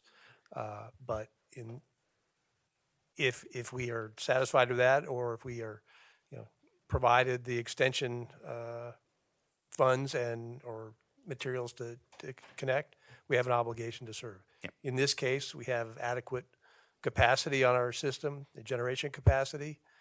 That's not an issue. They will come and help pay for that capacity as any other customer would. Thank you. And how you let off with that the requirement to serve, again, prioritization, safe, reliable, stable power, affordable, reasonable rate of return for the company. Again, not an us versus them. We want to make sure, and again, I relate to some of the community out there. I mean, you are a monopolized type of company because you have been given a area that you are obligated to serve, and in doing so, through the state constitution, that we are deciding you are due a proper rate of return, a fair rate of return on your investments, because we, as the users, don't want to see you go bankrupt. We don't want a PG&E form, and there's a few other ones that have gone down that path. But in doing so, in order for us to make sure that our alignment of power generation, affordability, stability, that's what we are here for to discuss. And in doing so, that's why this contract is there. Again, establishing that we don't get to say what they build. The Beale can build whatever they want. You are obligated to serve, and you must provide them power. Now it is for us to decide and negotiate how we get that power to them. And that's kind of where I see the question lying before us. What also I see is the past versus new. And this is a hard part that, again, Commissioner Walden, Commissioner Lee Peterson, comparing to other states. And we, as you kind of mentioned, this project is going to be kind of riding that fence of the past versus new. So growth before in the past, both before data centers were really around, there were still large consumers, the Intels of the world, the TSMCs of the world type. They would come into Arizona and they would basically ride the infrastructure that was built. Now, I'm going to kind of make this very basic and just kind of look for some nods and just to confirm that this is the way things kind of used to be in the past, right? You had generation, you had a line you ran to a house down the road, and that line cost, in general, again, I'm throw some numbers out here just for, again, illustrative purposes. So again, the general public can understand on how this does work and how rate cases come about and why we're doing this discussion. So in the past, X house on, dead end road was the only house. And so you had to run transmission to them. Originally, what would happen, it was $10,000 to run that transmission to that one person. That $10,000 was socialized across everybody in the community, correct? Generally, that is correct. Yeah. So as more people came into the dead end road, 20 more people, 100 more people, that meant more people were now sharing that cost of the $10,000 that was being spread around, correct? That's correct. And so the rates eventually, all things being the same, and again, let's talk on, I've got some hypotheticals, but I'm kind of going to jump around a little bit here, but hypothetically speaking, if nothing else changed, nobody got any raises, the cost of the copper never changed, the people that were working in the infrastructure and all of your other stuff, and you didn't provide more growth, if everything stayed the same and all you did is add more people on, everybody's rates would go down that next year or the next rate case. Because if you hadn't made no investments and you provided nobody raises and everything was the cost the same, as you grew with more people paying into the coffers of buying the energy, everybody's rates would go down. Would that be a fair assessment? That is a fair assessment. Okay. So now going from old to new, we have new people that are coming to Dead End Road, and they said, you're the only one that's going to be on Dead End Road. And we have decided, kind of as a group and as a community, and even the people that are moving onto Dead End Road, be it Beale, they said, okay, we understand that we're going to be a major impact to the grid. We are willing to make investments up front and do an ESA to say we are willing to take some of that risk off of the ratepayer where it's being shared in the bucket and them taking the onus of paying for some of the substation, for paying for a higher rate. Is that a fair substitute to the new way of really kind of approach? And this one's kind of a hybrid because you have existing generation. But for the substation switchyard, they're kind of accepting some of that. Correct. We think that the ESA is designed to ensure that they cover all of their expenses to provide service to them through the line extensions, through the the calculation of the letters of credit to cover the cost of the substation, a series of that. So we feel that they're obligated to provide those costs that are dedicated to serve them. Right. And we have put in protections to ensure they are the ones to pay the cost, not other customers. Okay. So again, with the generation, right now, again, you're using a lot of stuff that's already been freed up or some generation that's already part of the IRP that's going to be coming online. So in the end, in the future, the expectation is, and they've already been, Beale's been made aware here even today, and I'm assuming even in the future contract negotiations you may or may not be having, that they're aware that those future generations, as you said here multiple times, is going to be dedicated to them. We'll cross that bridge when we get to it, but again, that is stuff that is going to be dedicated to them. They will be paying for, and it is not going to be put onto the bucket of the ratepayers paying for any of that. Would that also be a fair assessment for the future intentions of for this case? Yes, that is correct. Okay. So again, these are those consequences. Again, talking to the public here, for those people that have spoken, again, you got to be aware that a no here, as was mentioned by prior commissioners, you got to be careful because they're already kind of putting some money in the game. They're putting some money down that is actually going to alleviate some of those costs that would be shared amongst the ratepayers if this ESA were not to go through. So it's not to say that it's without risk. And again, I think the contract with the bond agreement, and it was a $30 million bond agreement, I think, in total, right? Total for the transmission infrastructure is $40 million. 40 million. Okay, thank you for the correction. So that $40 million, again, provides a lot of risk mitigation, I think, to the public and, again, to TEP and in general to the grid. I kind of went through my hypothetical already. Again, the cost of building that substation, that, again, it would be shared by the ratepayers if, again, this were not to go through. But, again, if it is to go through, again, these costs will be burdened by the dedicated ratepayer at the dead end road, which would be Beale. So that's kind of where I'm seeing this at. The only other question I have, if we can expand upon my last question, which thank you for, I know I didn't have a lot of questions in there, but it was kind of, like I said, very leading, is on the electrical services that can be changed. So under section 3.1, it's been talked about before. Again, the quote being electric services here under may be changed to a different rate schedule that replaces the rate.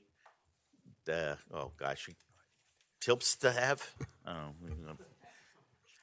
Only upon only upon the mutual agreement of utility and customer. So my question on that one really does come about if it has to be with the customer, and we talked about a future rate case that if that what do you call it, the 132 rate, 138 rate. Sorry, I'm dyslexic. 138 rate.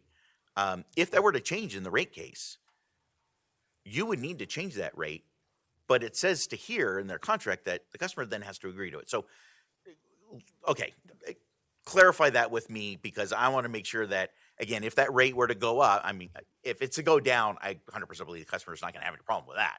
But if the rate were to go up, this clause, I just want to make sure that I'm not going to point to and say, nope, you got to stay at that rate because we have to agree to it per the clause in our contract. So please explain that to me. The ESA contemplates that they will take service under the 138 kV rate, whatever that rate is. So if that rate is increased in the next rate case, they will continue to take service under the 130 kV rate at that rate. They're not having their actual rates grandfathered.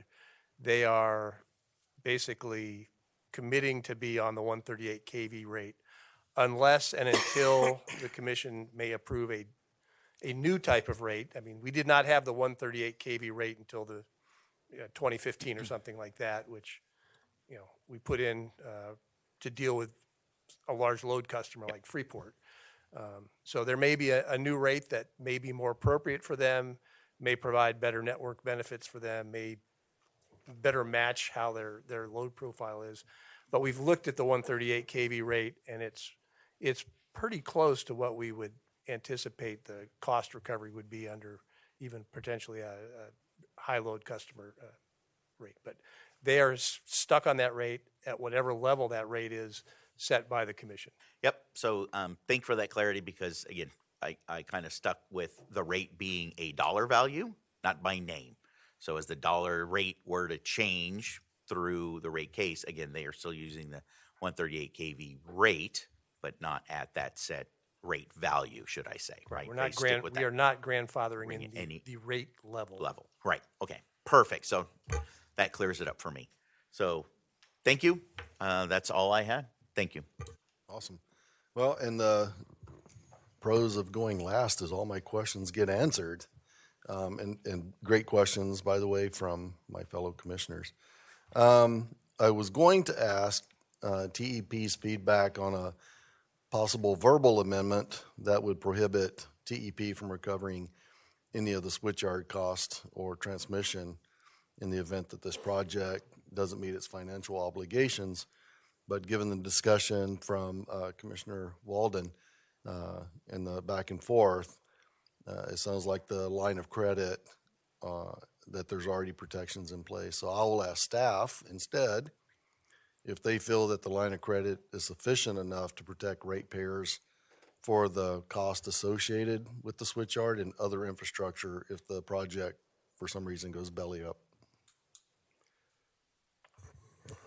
Chair, commissioners, staff was comfortable with the terms of the ESA, yes. Okay.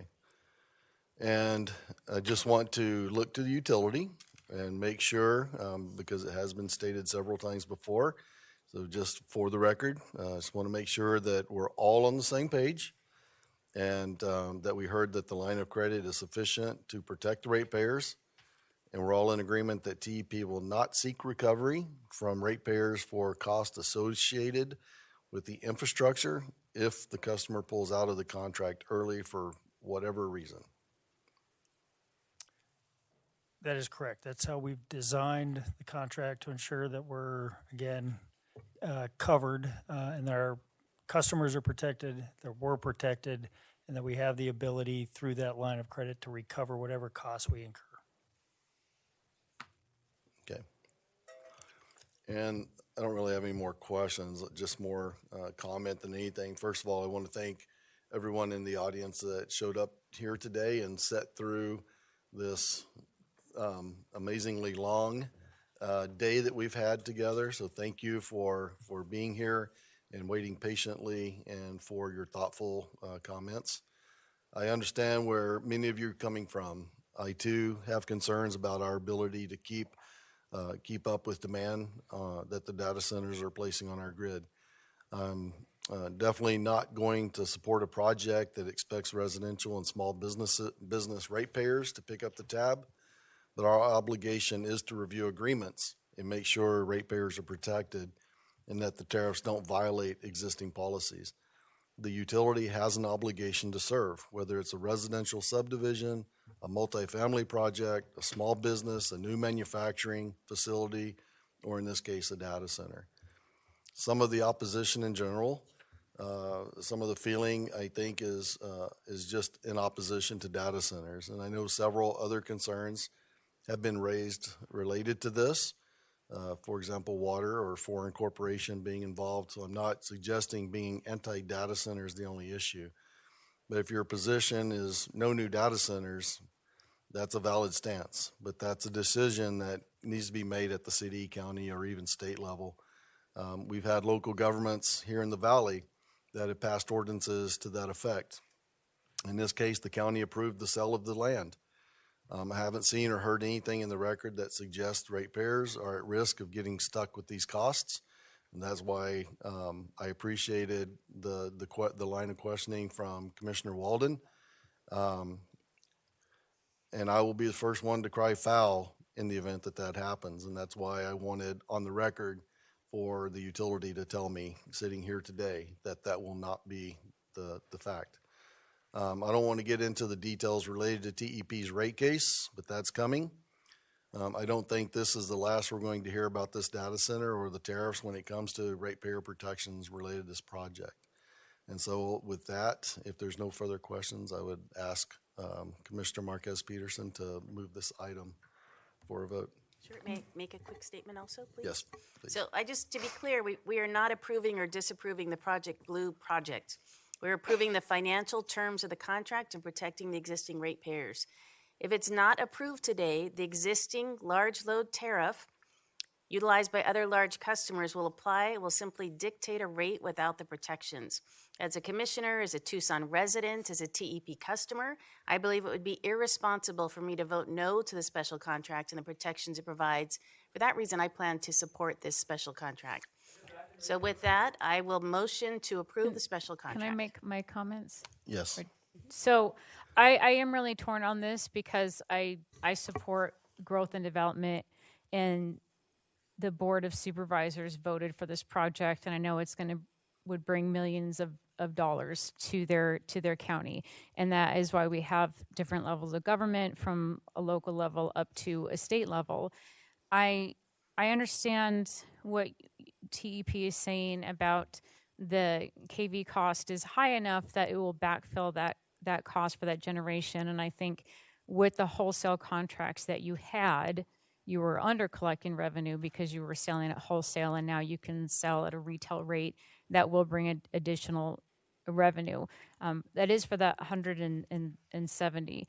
I still have issues with the contract, though, with the terms of the contract. I think that this kind of sets the stage for future contracts, and I feel concerned about the buyout rate. It feels like to me still too much speculation. And if they pull out, and what we're seeing in other states where we get like a full or even an 85% for the full term, that we're not going to have that here. And we feel confident that we're going to fill that. But there's a lot of projects that, because nobody has a crystal ball, like there's a lot of projects during the recession that people felt that way with housing or with other projects that ended up stopping and being halted for years because of economic conditions. And so that's where I have concern about the 3-year step out. So I support the project. I support that the Board of Supervisors approved this. And I know that at a federal level, multiple administrations are concerned about data centers as a national security issue. My issue with all my questions is still, I think, with the terms of the contract, what TEP could do is take it back and renegotiate it. And if it doesn't pass, you can still do that. I agree with what our chair said about sort of our role, and what Commissioner Marquez Peterson said, that we're not approving a data center. This is not for Project Blue. This is approving that you have sufficient energy. But I still at the end of the day, like, have these concerns about supporting something that still feels like it could go further. And we know the contracts can go further because they have. So thank you. Thank you. So we have the motion already. I believe Commissioner Myers is back online as well. Yes, Mr. Chair, quickly. Yes. No, I'm good, but Okay. I can vote really quickly. All right. So go ahead and cast your votes. And I vote aye. Commissioner Walden. I just And the item passes 4-1 with Commissioner Walden voting nay. So with that, we are adjourned. I didn't do this for any of that.